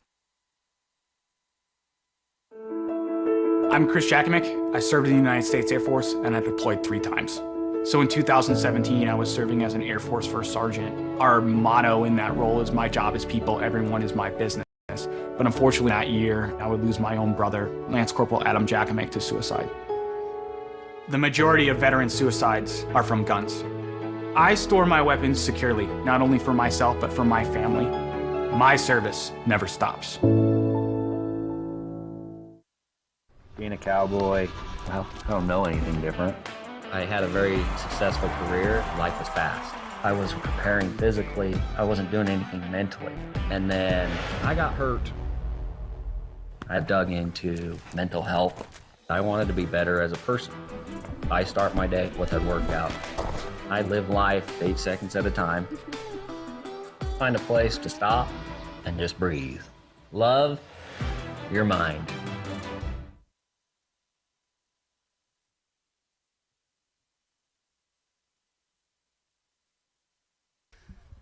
Brian. Well, so we're joined by Ryan Bemnister on Talking Baseball as he was hollering at Brian Meyer as he was throwing a baseball out the window. But, hey, what a good way to start a season. Yeah, it was great. It was a great way to start the season. Real happy with that win. We didn't know what we were going to get with Whitehall being a new team in the league and stuff, and they had some good players over there, made some good plays, had some good pitching. So, yeah, it was good to get a win out of here. Speaking of good pitching, you were 2 outs away from a combined no-hitter in your season opener. Yeah, you know, that's great, but I'll take the W. Yeah. But you've got to be pretty impressed with Rathke for his gutting it out for as far as he did for being this early in the season. Then Lucas Cosley coming in and looking like he has hardly missed a step. Yeah, it was good to see him back in the mound. It's been a good, probably a good year almost for him throwing and stuff. So we weren't sure how much we were going to get out of him, but coming out of the bullpen, he said he felt really good. After the first inning, he said he's good to go, which, knowing Lucas for as long as I do, when he says he's good to go, he's good to go. And we were just happy to get Rathke into the 6th. We were hoping to get him through it, but I don't know if you noticed, but he had a blister on his finger that popped, probably in the 2nd inning. Okay. So he pitched 3 innings with a broke open skin hanging off of it and yucky stuff I don't want to explain, but he still threw well. So, and he was very effective. Didn't allow any hits, if you don't count hit batsmen. Yeah. So there were a few of those today. You find that in the early part of the season, people are still trying to find their control around the edges, and that'll come. Those numbers will drop off, and this just says real good things about the Cavalier pitching staff, because you've got pitchers that haven't even arrived yet that are at this caliber. I mean, if you look at the roster for today, we only had, I think it was 11 guys on the roster total. We utilized every single one of them, and there was only 2 pitchers on our roster for the most part. We had one, Xavier can throw, but we'd prefer not to. We'd rather just keep in a defensive position. But, I mean, so we're basically sitting there with 2 pitchers plus 1 maybe today. So I was really happy to see those 2 guys throw the way they did. It's probably, a sign of things to come, I'm assuming, with these 2 guys. And if, like I said, we got more guys coming, it's going to be tough to beat us getting hits off us. And we only gave up 1 today. I mean, yeah, we get 4 runs on 1 hit, which is the goofiest. Well, 2 hits, but whatever. There was a double out there as well. We'll just say that Trenton maybe misplayed that. Okay. Okay. What did you see on Wendy's shot to I'm left glad field? we mentioned this. I'm really glad this is going to go to air more than what it.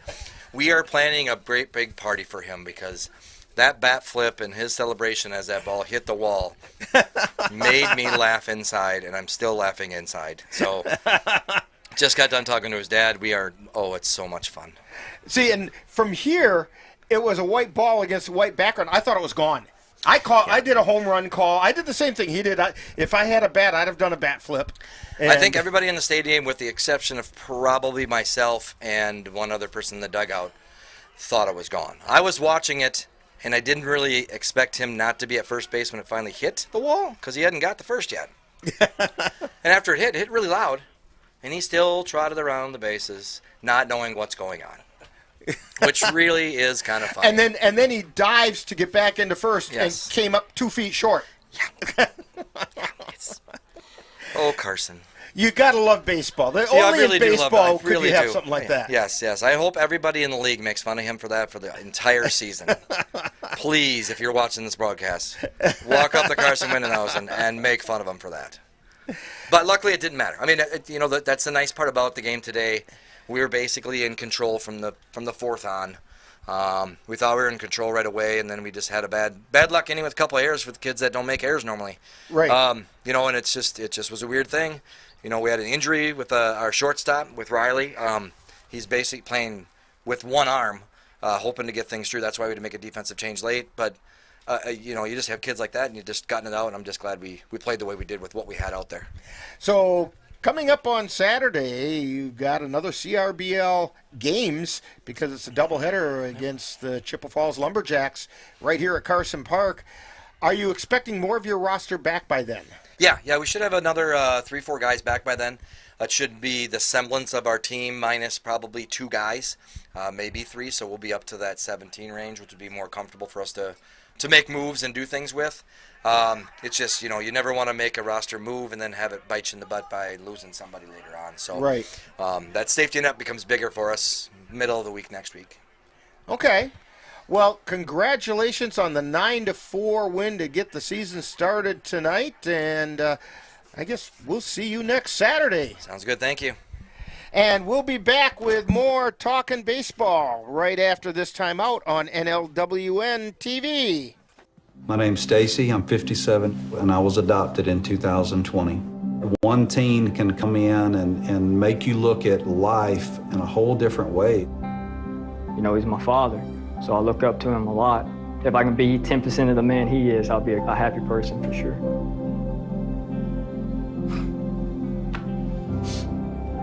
Learn about adopting a teen from foster care. You can't imagine the reward. Visit adoptuskids.org. I don't think that many kids in my son's school even do it. He makes fun of his friend who vapes. He would never try it. She's into soccer. She's on the honor roll. She's just not the type. No way. No way. No way. No way. My kid would never vape. Get your head out of the cloud. Today, nearly 8,000 kids will start vaping. Maybe even yours. Learn about the dangers at talkaboutvaping.org.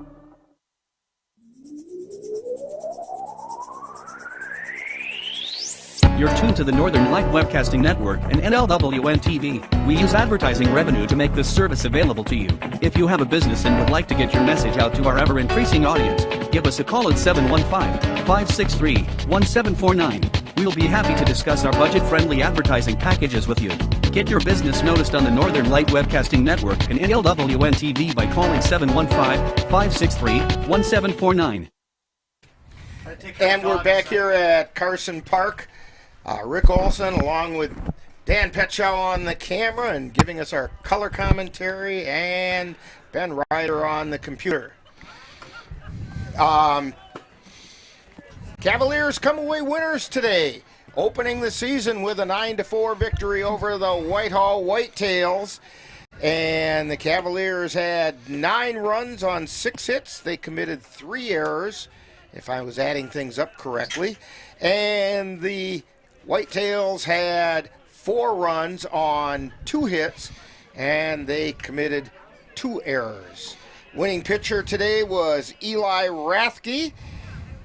So his record goes to 1-0, just like the Cavaliers, and Lucas Cosley came in and wrapped things up. Losing pitcher Sam Killian in relief.